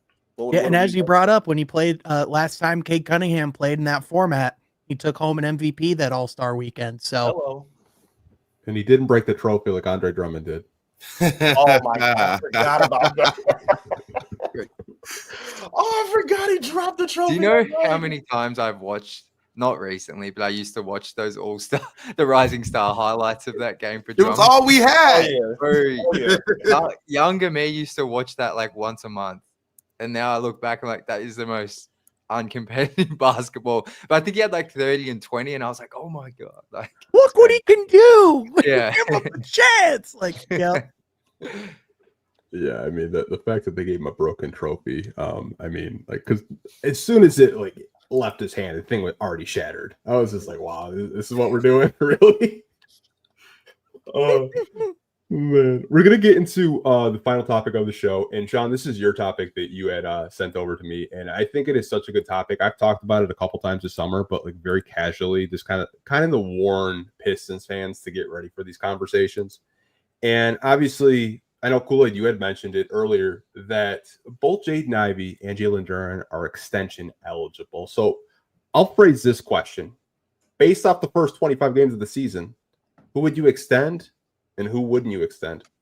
Let you go first, Sean. Yeah, so I think when you look at the biggest storylines looming for the Pistons over the rest of this season and just going into the summer, to me, without a question, this has to be the biggest one. When you talk about the implications of where this team is going, which players that you're choosing to build around, and to me, like when you look at the, especially with we're about a third of the way through the season already, and there's still a lot more basketball to be played than there has been, but I think we're getting a decent idea of where these players are at and, like what these conversations could look like going into the summer. So for me, when you look at like both of these players and how you approach their extensions, I think it's a very interesting conversation because I don't think either of them are just outright the max extension, at least in my opinion. If Jaden Ivey comes out and has this, incredible second half to the year, we could be potentially having a different conversation. Me, I think when you look at like Jaden Ivey, between the two players of the way the question is phrased, I think without question, Jaden Ivey is the guy that you feel more comfortable extending just based off of his trajectory and the improvements and the development you've seen from his rookie year to now. I think with Jalen Duren, there's certainly been those nights where you can't help but be impressed by, his athleticism and look and wonder about his ceiling. But I think if we're being honest, and we could debate the reasons until the cows come home, but Jalen Duren has regressed, and in some areas regressed even past where he was in his rookie year. And so, when you just look at like the way the Pistons approach these conversations, Anthony, when we were talking about it, almost to me, I view Jaden Ivey very, very similar to the way that Houston extended Jalen Green, where he got pretty close to, max money, but he got about 3 years with an option on the third. I forgot if that was on the team or the player side, but essentially it's a contract that gets a player that type of money, but also gives you flexibility going forward. It's you're making a commitment, but you're also giving yourself an out. And to me, if the Pistons are going to sign an extension between those two guys this summer, I think that's the way that you do it. And to me, like with Jalen Duren, at least this is my opinion, I think it's pretty cut and dry and it's pretty easy. I think you wait, you let him go to restricted free agency if you're not able to move him, and you let the league dictate what his value is. Because if he gets this great, if he comes out and balls and gets this big contract offer from another team, you'd be happy to pay it because he's looking like the player that you thought he could be. But if not, then that you're essentially getting a sense of what the rest of the league really thinks of his true value. So to me, that's where I'm at right now with those conversations. I'm fascinated to see what this conversation looks like on March, April, May. Yeah, I'm definitely looking at what Jaden Ivey's doing right now, and I feel bad because I believe Jaden Ivey in his development, his ability to grow was stunted largely by his own organization last year. But to see him still kind of battle through that, have kind of the stretch that he did the last 15 games of the season, and we didn't know how much to extrapolate from that because the ball was just going to be in his hands a lot. But you go into this season and you see that he got even better over that stretch, and it's looking like this Jaden Ivey is at least here to stay. A lot of us can kind of see him being that number 3 on this team for a long time. And so I'm with Chuck Brewer. Depends on the number. I do see both of these guys here. Jalen Duren is somebody you probably take this until he's really proving the potential. He's probably somebody you take as far out to restricted free agency to see what's what. But when you think back on Sadiq Bey, when the Pistons knew, okay, even if we think he could be a decent player, we don't think he's a what he wants type of player. They worked to try and get him into a situation that he would get playing time and he'd be able to try and prove himself, and that they would be able to try and take a flyer on another young player as well. And so part of me does wonder sometimes as they get closer and closer to having to make these decisions, what happens with these young players. People, they got mad at us early on when Rod and I were kicking us around early, and we said, guys, it's not that we want any of them gone, but you can't keep everybody, one. And then two, you do have this thing called contracts, and they have dates on them. And when you do what the Pistons did, which is go out every year and get 2 or 3 first-round picks back to back, you're going to see every single year some of your favorite young players on your squad you're going to have to make serious decisions about in the league, where we're seeing players go and get a max contract or get $20 million a year or $25 million a year for pedestrian numbers and what we hope they can do in the future. And so it's going to be interesting to see how the Pistons handle this. It's something that I know a couple years ago I told people, this summer coming up, it's a big summer. The next summer after that, because they have 2 summers of eligibility, it's going to be interesting to see what the Pistons do here. Yeah, I think you guys have laid it out really well. And I guess my answer to this question is like, it's Jaden Ivey, and it's not even close. And it's not even got much to do with Jalen Duren, his performance this season. It's more like, I want guys who can dribble past shoot. Look at Boston, you look at OKC. I'm not even talking, like, we haven't even gotten to Jaden Ivey's mentality, his work ethic. Like I said, you guys are around the team. You talk to anyone, like, a lot of people say, like, oh, he's first in the gym, last to leave. Like, Jaden Ivey literally is that. Like, he's a worker, and what he brings is just so valuable. Yes, he's playmaking, he might struggle, but, like, he dribble pass, he can shoot. He complements Cade pretty well, especially. I think this season, like, I feel like the past week's been a down week for Jaden, but he's still hovering right around like 37, 38% from 3.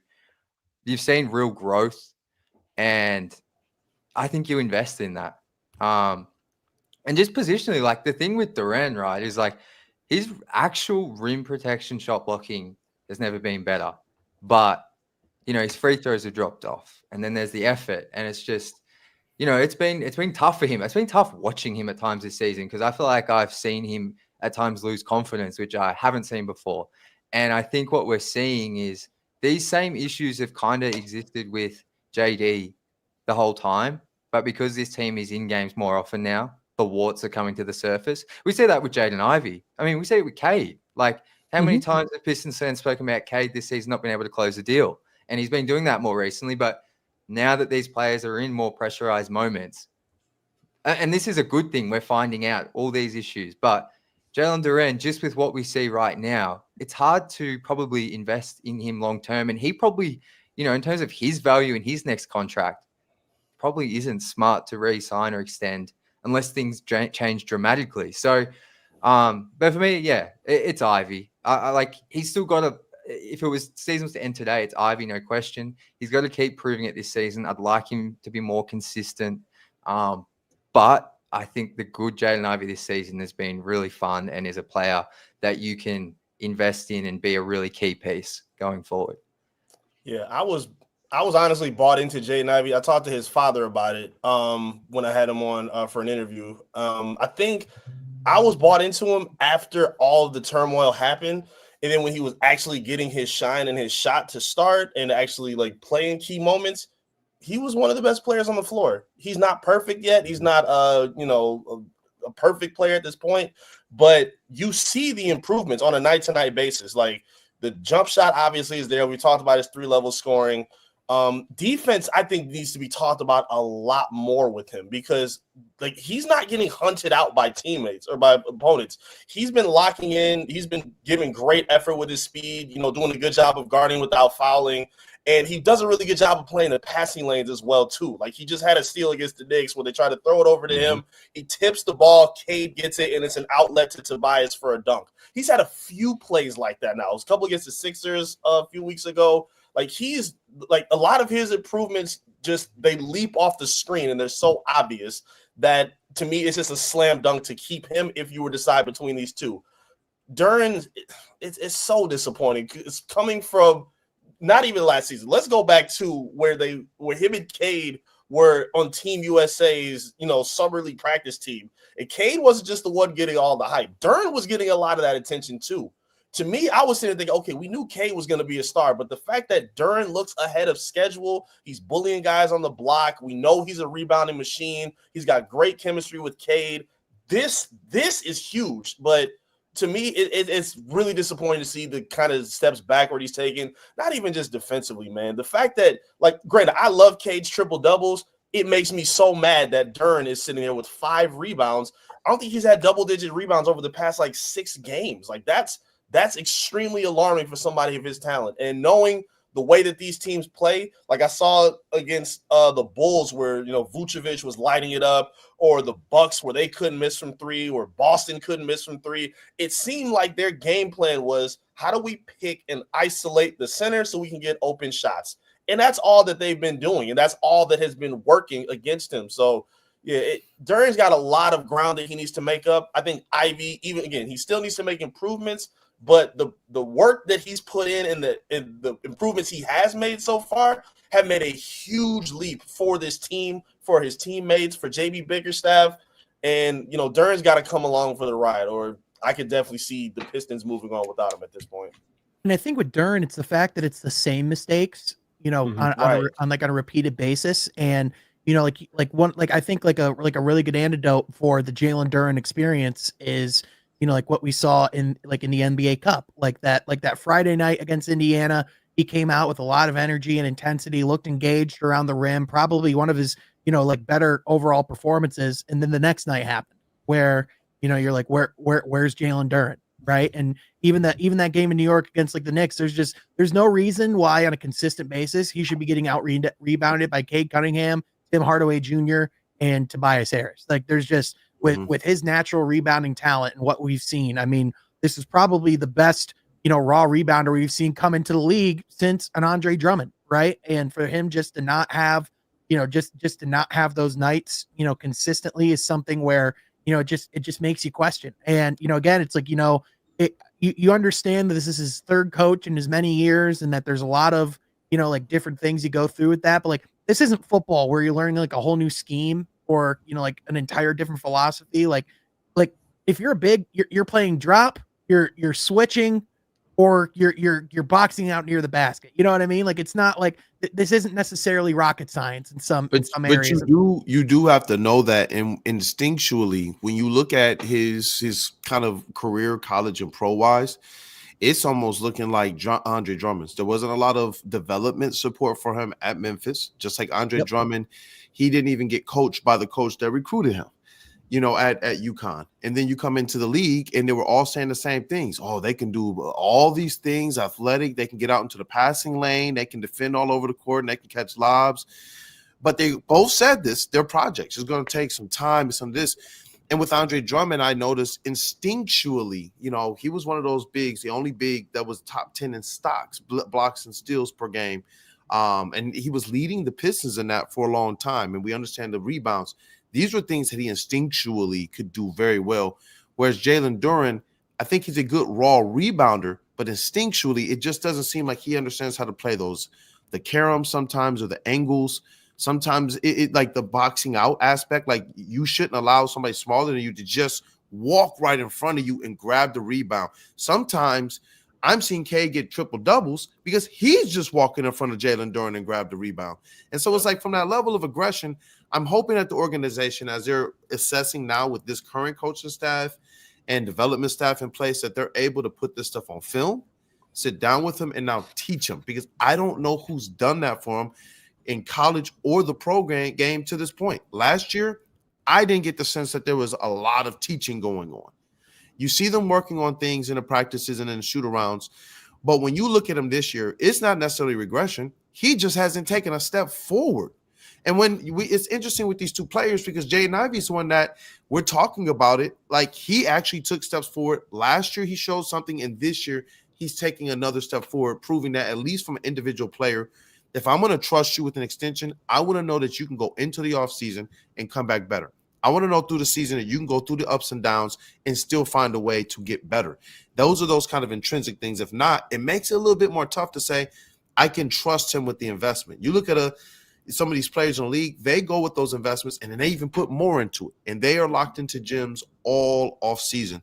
And so from Duren, I look at him similar to Jamison Williams. I believe he's a player you want to have around, but it's a guy that has to do some growing up, a guy that has to do some development, a guy that has to understand his personal accountability in it. And for him, the unfortunate thing is he only has now a few more years to get that done, and it's not his fault that prior he had 3 coaches throughout in 3 years for his career. So it's unfortunate to a degree, but the NBA is not going to wait for you, because there are millions of dollars on the line.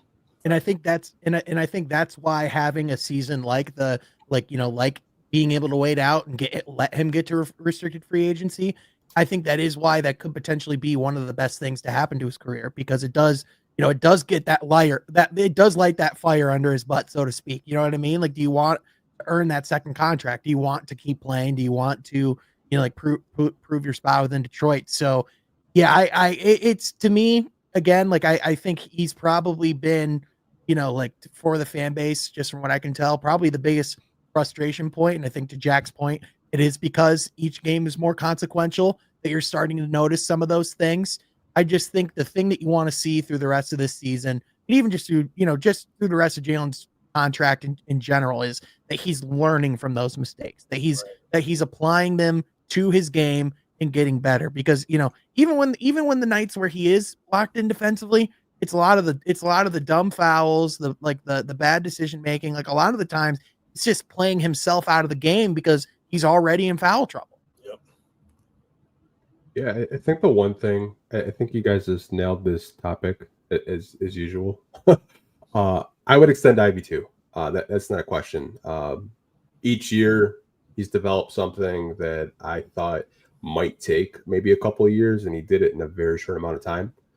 Didn't really think that he'd be able to, shoot at such a pretty decent clip going into his third year. The thing with Duren that frustrates the hell out of me is effort. And I think at the end of the day, he picks and chooses when he wants to try. The Pacers game, I think, Sean, you mentioned it. He was locked in, blocking shots. But it's an effort thing at the end of the day. At the first 6 minutes of the in-season tournament against the Bucks, I thought we had a really, really good shot of winning that basketball game, because Jalen Duren was locking in. He was blocking shots, but he got in foul trouble. And by the time he got back to the game, the effort was gone. And I think when you're 21 years old, effort should not be an issue that we come up here on these podcasts and talk about. It could be maybe he was out of position. Maybe he needs to work on this part of this game. With me, you got to show effort if you want another contract, not by the Detroit Pistons, but you're auditioning for all the other teams in the NBA. If they see the type of effort that you're giving in, you pick and choose when you want to play, that's a big red flag. And it might sound like I'm a little bit being harsh on him, but I mean, coming out of the draft, I think a lot of us, I didn't have the comps, but people were calling him baby Dwight Howard. because of the physique and all that good stuff. But like at the end The of the day, Pistons called him Sean Kemp. The Pistons said that. They say Dwayne he Casey went on Sean ESPN and called him Sean Kemp. Yep. yeah, like the effort I think is the biggest thing. I'm looking at him like in the Knicks game, Josh Hart shooting free throws. I literally screamed at my TV. He let OG Anunoby get the rebound and score, and he's just looking there. He's not paying attention.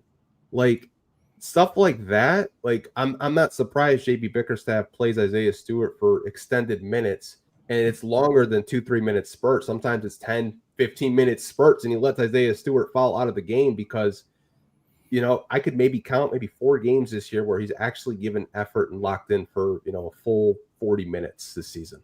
Yeah, how many possessions have we seen where, you know, the Pistons miss a shot and then, or they make a shot and Turn is trotting up the court and up the opponents are getting an easy layup just because you don't get back. Like that is completely unacceptable, man. And to me, I think we're all kind of speaking the same. The effort that we're speaking on is on the defensive end. I don't know if he's ever going to become an offensive anchor. They don't play him like that. And I think he's effective enough just being a lob threat for Cade. Cade is one of the best passers in basketball. He can throw it to him at any point on the floor. And I think that's valuable to have. But defensive effort, that's not anything that's going to be tolerated. And we've seen JB Bickerstaff from coaching, little brief quotes, say things that show that he's getting a little frustrated with that. And it's everyone's starting to see it can't continue like this.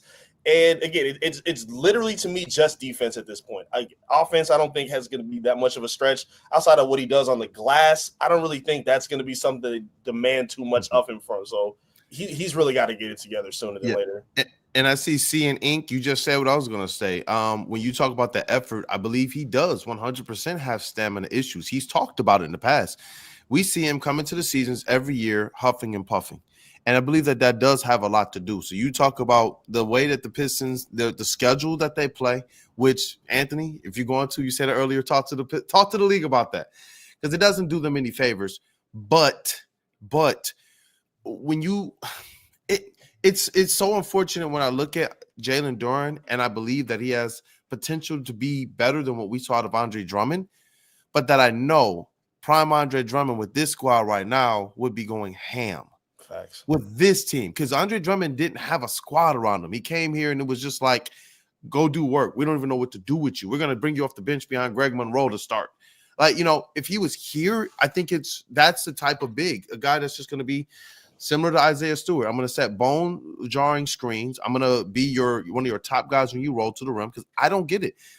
Even when the Pistons were trash for Andre Drummond, you still couldn't stop Andre Drummond lobs. No matter the point guard. You pick a point guard. You even Kojo, pick a point guard. Seriously, all of them. Brandon Jennings had the most amazing 12-game stretch, throwing lobs in a plethora of ways to Andre Drummond. And that's what makes it so just crazy. I'm like, Duren got to get that stamina. I think he has to take that off-season fitness to the extreme before you learn anything else. Put yourself in position to just make, like you say, Anthony, the effort plays. Definitely. Yeah, and I think – oh, go ahead, Jack. I'm sorry. I'm sorry. I was just going to quick say, like with Jalen Duren, there's been a lot of talk, you know, like I think he's talked a lot about wanting to delve deeper into his offensive game and to improve that. We've talked about him as a playmaker and all those things. And my stance has stayed the same with that. I could give two what he does as an offensive player. If he becomes that guy that we know he can be defensively, we're talking about a guy that's going to make a couple $100 million in the NBA. Like when you look at just what he can do as a lob finisher, if he puts in that type of effort and intensity, he has the natural abilities to excel around the rim. That's something that we've seen from him on, you know, at multiple points of his career. It's just that as simple as locking in on the defensive end. And a lot of times, you know, like when he goes to swat shots and he hits someone on the head or hits someone on the arm, a lot of times I think it's even just like not contesting every time to get a block, but contesting to affect a shot and going from there. Like, you know, I think it's amazing. I think how much better his defensive game could be if he just went less times trying to swat it out of bounds and more just trying to keep his hands straight up in the air, completely vertical over his head. You know what I mean? Like it's simple little things that could make him significantly better. And I'm sure JB Bickerstaff and his staff are probably, trying to talk about that with him as much as humanly possible. But, to me, it's like there's been a lot of conversations about like what Duren could be as an offensive player. I honestly think no one should care about that until he becomes, NBA level defensively. And I think that's just where we're at. Yeah, I think even like we mentioned Drummond, like a bad Drummond game would clear like what Duren's doing right now. Like, yep, I texted you that the other night. Yeah, like literally, like I agree with you. Like even when Andre Drummond wasn't maybe 100% locked in, like he still had a double, a couple steals, and maybe a block. Like these are things I was preaching, man. Like it's a couple years ago, I was like, look, I get Andre Drummond didn't reach what we wanted him to reach, and then the Pistons did the worst thing and gave him that max contract, or either the best thing. You went through the years Worst here thing. in Detroit. I mean, what? I'm saying you went through the years here. It's like, you know what? If I get the deal and be on your way. But you're exactly right. That's what I was saying too. Like, even though he could have been so much better, his floor still was really, really good. You knew it was going to be 10 points, 10 rebounds minimum. You knew he was going to give you 1.5 blocks, 1.5 steals. Like I just knew that every single game you could get that from Andre Drummond. And then even his offensive game, to an extent, it extended a little bit because then he started shooting threes and losing his mind. But he was also kind of like Duren. He was a better passer. He had the chemistry with, you said, Brandon Jennings. I forgot him and Jennings played together. I remember that roll game where he threw the oop off the glass and Trey put it down. Reggie Jackson the same way. Game. Yeah, Lakers game. I remember that one. Yeah, he started being able to show the ability to expand because that defensive effort at the least is there. Yeah, you're not going to be perfect, but can you show the effort that you care? No one should be questioning that. Like, again, Ivy's not perfect. He still got some room to grow. I think the free throws are blowing my mind of why he's been struggling so much with those, but no one's questioning his effort at any night. Like, defense, he's locked in. He's doing his thing. He's sprinting up and down the court. He's talking. Duren just kind of seems lost and isn't really buying in the way all the other guys are doing. So I don't know, maybe if they need someone else in his ear to help him with that or what it is, but yeah, he's got to channel that very, very soon. Hey, bring back Coach Sheed.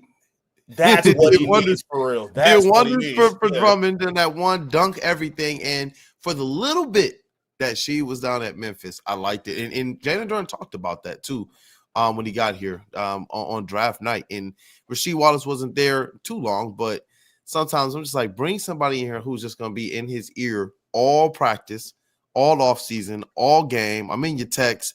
Bro, dunk everything. Bro, you're the tallest. You're the biggest specimen out here.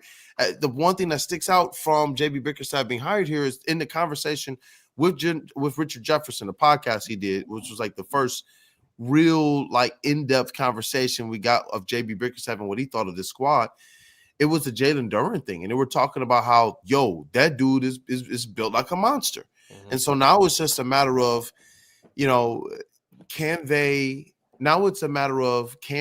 unlock this thing? Because they're not the team that drafted him. They're the team that has to figure out Jalen Duren while you're also pushed up against having to make some financial decisions. And COS, I see you say revisionist history. Dre's motor was absolutely questioned. It was questioned because he could have been more. But as we got further away from Drummond, I believe we realized his floor was still really good. It was still a really good production from Andre Drummond, who found himself being able to actually make an All-NBA team. And it wasn't questioned this early either. Dre got his second deal. Duren is trying to fight for his right now. That's the difference. And the big thing, and the big thing as well is to Kool-Aid's point of why it's so hard to just outright say, it's time to get out of the Jalen Duren business. He just turned 21 3 weeks ago. And, he has done all these things. And we have had those moments where you go, man, he looks really good. He's had those 2 summers. He was at the USA select team this last summer too. And I thought if anything was going to, help him reach that next level, I mean, it was one thing to be on the select team with the World Cup roster because, that's a little bit more of a stripped down roster. He was with essentially the equivalent of the modern day dream team. He was with, he was alongside the best players, in the world, the best USA basketball roster we've seen since that dream team. If there was anything that could have been a catalyst for him, realizing what it takes and, like what you need to do to reach that next level. If it's not being around those guys, I don't know what is. Maybe he was around Joel Embiid too much, and maybe that was the problem. But, like in all seriousness, like just it's one of those things where you just know for a fact that, that there is more there that meets the eye. And so, I think it is going to be perhaps one of the hardest decisions Trajan Langdon will be faced with, thus far in his tenure, because like you said, like, it's one of those, almost those can't win things in a sense of, if you sign him to a long deal and he's not the guy that that you were hoping he could turn into, then it's just a bad contract. But if you let him walk and go somewhere else, with how young he is, how many guys have we seen where they just need a change of scenery and then all of a sudden they're looking like a completely different player? Like this year, just this year alone, Dyson Daniels was traded to Atlanta, for DeJounte Murray, and like New Orleans sent like Dyson Daniels in multiple first round picks. Not even 3 months later, Dyson Daniels is a better player than DeJounte Murray. Like that's the scary part of making those transactions and giving up on players like that early, is it can bite you in the ass real quick. And that's why I'm hoping, like earlier in the show was like that question, who do you want to extend? I was with Chuck Brewer, both of them. Even when I wrote an article last year before it got popular, and people were ripping me when I said I suggested Nick Claxton, bring him in here. Oh, she's going to throw away Jalen Duren? Not necessarily. I think he needs to see it. We talk about bringing in the right types of vets so Cade and Ivy can learn from them, so they can give them their – I don't know who he's talking to right now. He got what, Taj Gibson? He got what, right. Gallinari? Muscala? You know what I'm saying? So that's why I'm just like, Wiseman and Bagley were young guys too next to him. Yeah. That's what I'm saying. So it's like, from that standpoint, I want to see him have his vet.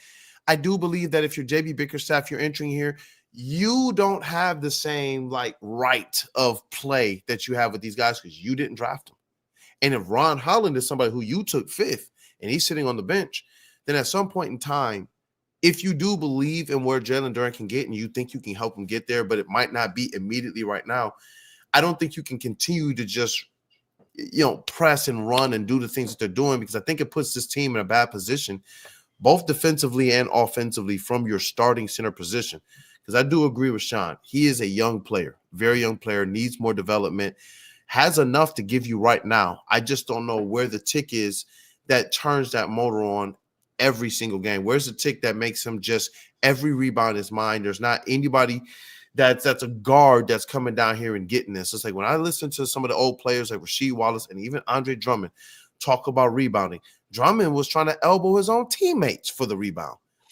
We laughed at that day. We said, what in the heck? What kind of teammate is that? Now I'm sitting here like, how do we get Drummond to do? How do we get Duren to do that? You know what I mean? Like that level of like, bro, this is how I know I'm going to make my money. And Duren made his money doing it that way. I almost wonder. I'm hoping that Duren looks up, sees kind of what's in front of him, because yes, he's going to need more development, but you're telling me he can't be a walking at least 10, 10, and 2? At least 3 stocks a game, maybe? I almost wonder if Andre Drummond could be that vet. Like, he's in a Philadelphia situation where he was brought in to be the backup big as a contender. I'm not saying you bring him in to be like your starter or anything like that, but, Andre Drummond, if there's anyone that knows, what it's like to see a young player that can that could be doing more and maximizing, like what they have, I think it is an Andre. Just an idea I'm throwing out there, and especially someone you would probably be able to not acquire for very much. He's talked about wanting to play in Detroit again, before the end of his career as well. Openly. So he still has a house here. Yep. So I mean, to me, that's something that would make sense. But I do think, like you, to Kool-Aid's point, like I do think before you move off of a Jalen Duren, I think it would make a lot of sense to bring in that type of veteran presence to see if you can get someone, get some more people in that locker room that can help unlock that potential. Because I mean, we all know it's there. I thought of a vet that's not on an NBA roster. He's an NBA champion, JaVale McGee. Yeah. We have an open roster spot. He's not on an NBA roster. He's trying to get back into the NBA. I don't know. Anthony, you're cooking tonight. Where he's at. Man, this is my full-time job now, so this is all I do. It's like look up players. But honestly, man, like I look at JaVale McGee, I look at the shot blocker that he is. I look at how athletic he was as a player. Like who's to say you can't get a JaVale McGee, bring him in, work with Isaiah Stewart, work with Jalen Duren? We saw what Taj Gibson did to James Wiseman. He unlocked James Wiseman, and we're talking about James Wiseman in December. And James Wiseman is on the Pacers, and I don't even know why we're doing it, but like bringing in veterans matter. Like you see what Malik Beasley and Tim Hardaway Jr. and Tobias Harris have done to this roster. Get Jalen Duren a big that he can learn under, make sure that, he's engaged, make sure that, he's not like his body language. I thought at times this year, I haven't really liked it. Like you need someone to like really uplift your spirits. If you're having a bad day, having a bad night, say, hey, yo, like you could have done this better. You could have done that better. Lock back in. Don't let one possession dictate how you're going to play tonight. And I think a guy like JaVale McGee, 100% could really elevate his play. And you know what? One of the first practice that I saw Tobias Harris in, you know what I saw? Look, Tobias Harris was with Jaden Ivey. It was Jaden Ivey, Fred Vincent, Tobias Harris, working with his shot. And I took the steal, posted it online, and everybody was like, yo, look at Tobias Harris already out there paying dividends. And I look over at the bigs, and you don't see that. You don't see it. It's literally Stu, it's Duren, it's Paul Reed, and that's your bigs. And there's no vet. There's no, yes, they got their development coaches, but there's no vet over there that's actually able to walk on the court and bust their tail and then tell them, what did I tell you? Like, they don't have that. Like, Jimmy Butler was able to walk into certain rooms and do that. And I get it, the type of player that he is. But you need somebody that can walk, in my opinion, into that room and be able to command a little bit of respect, a little bit more respect than they have right now amongst those bigs. And so I'm hoping they can do something like that to unlock the potential of Jalen Duren, because you don't even have to reach full potential with him to get something very special. You have to make sure he's engaged, locked in, knows where to be on the court. Help with his stamina, please. And I know that has a lot to do with him personally, but I do believe in the type of player he can be, just like all of us do, which makes the conversation like this difficult. It does. Does anyone else, I've got to get out of here, guys, in a minute, but Does anyone else find it pretty funny that when you think back to the start of the restoration, the Pistons were clowned for all the centers that were 5 years down the track and they still don't have the answer? Still paying Dwayne Dedman. Dwayne Dedman, is he still on the books? Yeah. Oh, man, like, bring him in. Just come on back, Dwayne Dedman. Pistons legend, Dwayne Dedman. Why not? Bring him in. Was it DeAndre Jordan who was also on the roster at one point very briefly as well? Yeah. Yep. Yeah, we've had more centers Mason come in and get waived than have actually come in and produced. It's kind of depressing. Mason Plumlee was actually okay, but it's interesting. Like, shout out to the Plumdog millionaire. I'm going to leave after this, guys. My whole thing with Duren is like, okay, he gets to this certain point, but like, how much do you want to invest in a center that has his skill set? Like, like that's the thing for me. Like, when I look at the young players the Pistons have and who they can potentially invest in, when you just look at the positions they play, this is why for me, out of Cade, Ivy, Holland, Asar, and Duren's number 5 for me, because I just think like centers that offer the skill set he does, it's just not the most valuable thing. Like, you are better off investing in someone like Asar Thompson, who can, even if the jumper never gets to an amazing level, he brings so many, crazy skills that not many players have, like defensively. Like, you've seen when he's just been back in his 5 games, like watching him like guard someone full court, like that just puts a smile on my face. But like, he is so like has so many unique skills. And then Ron, like 6'7" wing, athletic, like the way he can finish around the rim, and like, I'm not sure what the percentages are. They're probably not great, but some of the finishes he has in the footwork, I'm like, whoa, like it's just stuff like that that's so much more valuable to me. And I'm not even like trying to like shit on JD. I just think he's just come at a time with his skill set where, like, people talk about how Andre Drummond, if he came in the 90s, like he would be this and that. And it's kind of a similar story that even if JD, like we talk about his playmaking a lot, which I do like his passing, but how much do you want to use that when you have, because at the end of the day, there's only so many possessions in a basketball game. Like, I want the ball in Cade's hands. I want the ball in Ivy's hands. I want the ball in, if they get Brandon Ingram, I want the ball in his hands, like making decisions, because I think that's the most optimal outcome. So that's where with JD, it's like I hope for him and his career, like he gets to a point where he's a starting center on a real team. But it's just with the players the Pistons have, I kind of struggle to like, if he hits that optimal outcome, it's like, is that actually the best thing for this team anyway? So I don't know. I'm going to leave you with that. I hope the best for JD. I don't like seeing him struggle and look like he's like losing confidence, but like you guys have laid out, there's some things effort-wise that he's done this season that it's like, it's hard to defend that and not get mad. So, Right. Yeah. That's why it's a tough conversation, man. Your points, I believe that they were very, very spot on. And it's a part of that tough conversation that I noticed last year when we were talking about the defensive efficiency and the rating and what it was with during on versus with during off, which is crazy. It was something where I was like, you know what? You got to go get a guy like Nick Claxton in here, because at that time there was a 6-point spread between their defensive efficiencies, which is insane for the big man position. So it was just like, you have to do something. The stats are what they are. And the one thing we don't want to see is our guy with our jersey on going out there and not meeting the mark, like especially as a big. And so it's tough. And I think what makes it even more tough is you're pushed up against contract extension years now, off seasons now. Totally. Well, guys, I got to bounce, but thank you so much, Anthony, for organizing this. Pleasure to be on with you guys. It's been 2 hours and 10 minutes. I could keep going for another 2 hours, but I hope we get to do a lot more of these. This is a great idea. Love seeing everyone in the comments. Shout out to everyone there. But yeah, thank you so much, guys. Hey, Keep killing it, Jack. Good working with you, man. I appreciate you guys. All right, we'll talk soon. Okay, Jack. Can I bring up one more thing before we probably wrap up here soon? Just as like as someone on the G League team that I would really like to see have an opportunity with this season. And Kool-Aid, I think you know where I'm going with this. Cole Swider of who we brought in as a two-way player.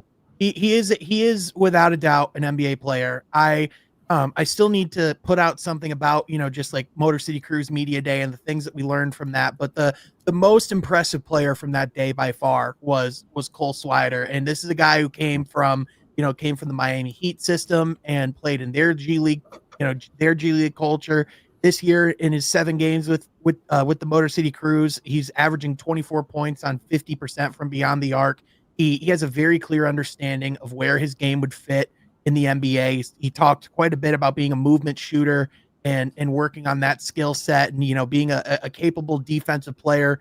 When I look at the players that we have within like our two-way, ecosystem right now, to me, he has the most NBA potential. He's like 6'9". He's that type of wing that, that this Pistons roster and just about every roster in the league needs. Like if there's any player that I want to see get significant run this season with the Pistons, or just any run at all, it would be Cole Swider. Like he legitimately has looked really impressive with the Cruise, and just if you talk to him for more than 5 minutes, he is one of those guys that is a true basketball sicko and savant. Mm-hmm. I could see him being talked about how we talk about like an Alex Caruso or one of those, or even like a Duncan Robinson, of like one of those success stories from the G League, because he just has that mental makeup to be that guy. That's a great point. That's another player I'm looking at in the G League. Just want to monitor is Sasser's best friend, Dennis Jenkins. Yep. He and Bobby Clintman, I got to spend a lot of time with at Summer League, and I'm still grateful to the NBA and for the Detroit Pistons for, for getting that all set up and being able to talk to Jamel McMillan about those guys, man. It was awesome. So just Jamel talking about McMillan's going to be coaching an NBA roster one day, by the way. Yeah, Clintman is good. And he can play a plethora of positions. He's really good. I actually got to sit down and talk with his family and such. This guy is good. I believe he's more NBA ready than a lot of us think. I think he's the most. Yeah. I don't want to disrespect anybody, because I like Ron Holland's potential for the type of player he is. But I thought Bobby was the most NBA ready prospect that they brought in this year. So when I saw him down at Summer League, just from layup line to games, the feel for the game, that guy just makes basketball look easy. And I'm trying to temper it, because I'm like, all right, get out there on the NBA court and play. But you're right. When you look at the G League, when you look at their draft picks, when you look at some of the players that they have to just kind of bring in and contribute, I still think they do have some more of that out there, man. And Cole Mhm. Swider, that was a good that's a astute observation, Sean Murphy. Yeah, if you haven't been paying attention, like follow the Cruise on Twitter. Mhm. It's literally every other night he's lighting it up. Like he's Yeah. he's playing phenomenal basketball. Eric, you remember when we talked to I was his just about to his bring old- that up. Go ahead. Oh, you can bring it up. I mean, that was hilarious. God. Yeah, man, we had his trader on. It was trader, right? Yeah, we were. Yeah, his we old were trainer, or his old head coach in Sweden, Bobby Clipman. Yeah. We were talking on the show. We had him on. We talked about Bobby, and I asked him, what do you think his development is? Who do you think he stands out with as a player? Like, what do you think a reasonable comp is for him? Reasonable is the key word. You know what his answer was? Dude said Kevin Durant. You know what? I was waiting for because I had who did I say? Boris Diaw, I think was like a name that I threw out, or like some other reasonable comps. He said Kevin Durant. I'm like, okay, all right. I'm sorry, coach. I'm calling foul. I get it. I love the comp. I love the energy. Kevin Durant. Okay. He said it the day he said it too. They played Phoenix the next day, and then he was injured, and we didn't even get to see the matchup. So now lights him up, bro. We thought, because Bobby was watching it, he said, "Yeah, Bobby's watching it." Me and Eric, I'm like, if he doesn't play in Phoenix, I'm thinking, he's like, man, I can't. You're cashing checks that I can't go up against KD. And we didn't know he was going to be out for as long as he's been out. And obviously, his injury, getting fluid in your leg, and then calf contusions are no joke. I remember I messed up my calf, had a calf contusion. I was in and out for 6 months. If you don't let them heal properly, they can be really, really difficult. But I still remember the KD comps, and Eric, you damn near fell out of your chair when he said that on the stream. You were no way, man. Are you serious right now? I was like, dude, give him something easy. He didn't even play the game yet. He's like, oh, I do see some KD, and I'm like, okay, all right, you got it. You know better than me. You got it, bro. That's when the trainer. That's what they do. They in the gym bro, this is what what KD doing, and then that's the type of stuff because them trainers they push it. Oh, if I'm training a player, bro, you about to be the greatest. And when I'm on interviews, I'll probably be doing the same thing, man. Shout out to the people that believe in us. That's it. Shout out to Kool-Aid, I couldn't have said it any better. That is the nicest way of saying no way in hell he's Kevin Durant, but he can be pretty dang good. Oh, what makes it funny is part of that same question. And she said, when Bobby comes home in Sweden, we do Kevin Durant drills when he gets home. And dude, if you guys haven't watched it, I could show you the clip of what he's talking about with the KD. I absolutely love that as his old head coach in Sweden. And Bobby has huge basketball family. Everywhere I look, his mom's always posting about his siblings. But Kool-Aid, I think you're spot on with him. He's got so many skill sets where he can play guard, he can switch defensively, he can block shots. Low key, I think when he does come back, he's going to be one of the better shooters on this team because he's got the strap from three. We saw it in Summer League. He was the talk of Summer League. It wasn't Ron Holland, it was Bobby Clipman. That behind the head pass he had. So I can't remember who it was. I think it might have been Aaron Estrada that he made, and everyone was just "Are you serious right now?" That's definitely a gem. Remember they beat Reed Shepherd and the Houston Rockets without Ron Holland, and it was a large part due to Dennis Jenkins went off, but Bobby Clipman, man, just in that second half, and especially that third quarter where the Pistons pulled away. I remember that game yesterday. Bobby Clipman was just a difference maker, and it was just the ease in which he played the game. Nothing felt like difficult.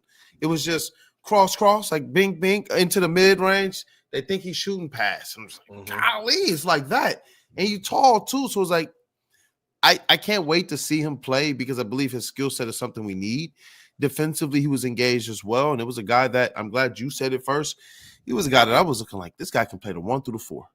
Absolutely. I tried to tell people early on, when I'm seeing from Holland, he looks, when you talk about a wing player, Holland looked more like the 2-3, whereas Clipman looked more like the 3-4, but with the ability to literally handle the rock. And I was just this could be something very, very attractive. And people are well, why isn't he already in the NBA? I'm because he's a young player. He took a non-traditional route to the NBA, similar to Ron Holland. And so now we're going to see. All you have to look at is this. The Pistons signed him, to a 4-year deal? Second round pick. Second round pick to a 4-year deal. That's That's what you got to think about. And Sean, you were one of the people, and I know Anthony, you as well, that were big on when things were changing with the apron, the CBA, and things of that nature, and the value of second round picks. And I believe that Bobby Clinton is one of those valuable picks. It shows, especially with how the game is opening up. Your pool of drafted players is no longer just the NCAA. Your pool of drafted players is the G League, it's other pro leagues, it's all around the world of people who are effectively eligible. And so you don't know what you're necessarily getting in the second round. The first round is going to be your guys with all the hype. But when you get down into that lower first round and into that second round and the Pistons traded up to be able to select him, I do believe that was a sneaky good pick by the Detroit Pistons. Still yet to be proven, but yeah. And not to be the we'll have to see it in the league guy, but again, it is important to remember that summer league is different. I mean, Bobby looked really good, and a lot of the Pistons that have looked good, it is generally transferred over to the NBA. So I have full confidence it can. But just to give us a little bit of perspective of summer league MVPs, does anyone remember who the summer league MVP was of this last summer? No. Nope. Jalen Wilson. Did anyone tell me who he plays for? Nope. Exactly. So it's like, when he was a second round pick for the Brooklyn Nets, he was the 51st pick. So, like when you look at like summer league success, like it can generally tell us of like, we can get a good idea of like who's going to, look good in this league, who looks ready for that level of basketball. And I think Bobby absolutely fits that mold, and he showed us the traits of things that you really want to see out of a first round pick, let alone a second round pick. So I definitely, I'm high on his upside as well. But again, we just got to see it a little bit in the league first. And, it's just with the calf injury, you just question how much, if at all, he's going to get any run this season, especially, as towards when he comes back, you got to think the Pistons are still going to be fighting for a play-in spot.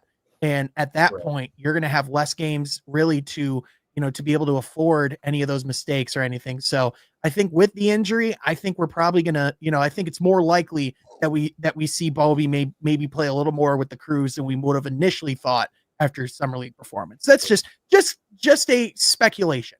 I can definitely see that, especially with how high on Bobby Clinton I know Jamel McMillan, Motor City Cruise head coaches, and you talk about getting into game speed. Asar Thompson's the guy we see right now who has NBA experience that has to get into game speed. I would rather Bobby Clinton definitely take the G League route on his way back so he can just ease into things, get comfortable again. It's going to be the same sets, the same plays, the same designs, the same terminology. Everything's going to be the same with the Crews, which is by design. The Pistons are one of the handful of teams that practice with the actual pro squad. So it's going to be cool to see. I saw somebody ask if JB Bickerstaff knows about the G League. Trust me, he definitely knows and has his pulse on there. And he's utilized G League players this year already. By the way, of our two-way players, it'd be interesting to see what they do long-term with Swider, because last year it seemed like, again, Jamel McMillan, hell of a basketball mind, heck of a coach. And the G League, our team, the Motor City Crews, kept getting picked clean, but not by us. It was just like, yeah. By NBA rotations. It wasn't like people were bringing over guys in the G League. So I'm hoping this year, if we see guys like a Swider who is proven, we need to go on ahead and grab them. Please do that before somebody else does. Remember this time last year, we were having conversations that Kevin Porter Jr. should be brought into Detroit and how good of a fit he would be. Little did we know. Little did we know. Hey, he was good, but we understand his objective was something different. He was good when he had a parlay on the books. Yeah, I'm telling you. Jonte Porter. My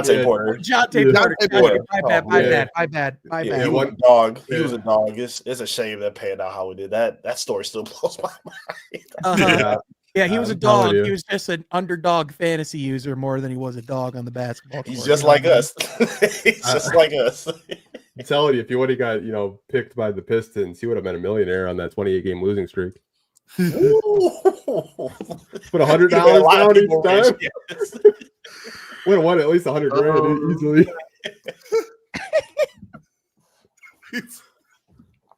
They probably would have been like, the Pistons are, of course they're going to lose. So, it's not even like he's, doing anything to impact it.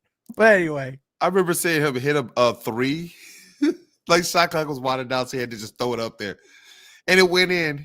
And he was like, Oh yeah, he was like, like, dog. he was like, They put that on He Twitter. put I a cold remember that. bet. Anytime 3, bet the under. And he banked it and ended the shot clock 3 Yeah, he from was like 4 steps behind the line. I was like, wow, like it was crazy, like going back and like people finding his highlights after you found out what happened. Because then you see my man was not happy when he would make even a layup, bro. Bro, it's not even. This It's is like insane. his brother leaked Adam Silver's number. Like, Oh, you guys no. remember that? Jeez, I do. Yes. On Michael Porter? Snapchat, he leaked his Adam Silver's phone number. I was like, man, Adam Silver probably like anytime he sees Porter Jr., he probably just rolls his eyes. He's like, now what? oh Not yeah. another one. Oh no. Oh my goodness. That's hilarious. I hope he's okay. I hope he's doing all right. Jeez, Anthony, thank you, bro, again for organizing this, man. This was fun. For sure. This was awesome. I do want to give you guys the floor to plug and promote what you guys work on, because I know you guys, much like me, content creation, articles, all that stuff. So where people can find you, floor's yours. Appreciate it, man. Definitely. Hey, Brandon Dent at Woodward Sports, their credential Pistons reporter and writer. It's been an awesome time. I know early on, these guys on the screen have all had something to do with my journey. And I think that's what this Pistons community represents. And so it's like, yeah, I have my designation in terms of the jobs and the companies I represent, but largely I'm hoping that I'm fitting in with just everybody else. I was at them games when I was younger at the Palace and sold out, and they're doing the Grant Hill era. They're doing the last decade and a half and still here now. And ultimately, I'm hoping to do a lot of good work as it relates to Woodward Pistons and Woodward Sports as well. And you can find me on Instagram, all the different social accounts at Detroit Kool-Aid. And I, most importantly, support these guys on the street. Support the others out there as well. I know there's a lot of people in this community from like Bryce and Cool and others that are doing a lot of good work as well. So support them, and the standard bearer over here, Mr. Anthony, as well. So appreciate you guys. Yeah, man, this was a lot of fun. Appreciate you guys for tuning in too. Everybody in the comments. Again, they said at the beginning, man, being a Piston fan, being a Detroit sports fan in general is not for the weak, but the turnaround and the reward is always for it, man. And I appreciate y'all. You have some crazy takes sometimes, but I appreciate the dedication to everybody in the comments in the community. You can follow me on my socials at I am Eric Vincent. I'm a beat reporter on the scene for the Pistons. I'm at every home game, pop into the practices when I can. You can follow my work on clutchpoints.com. I'm one of their exclusive beat reporters for the Pistons. Get out as much news as I can there.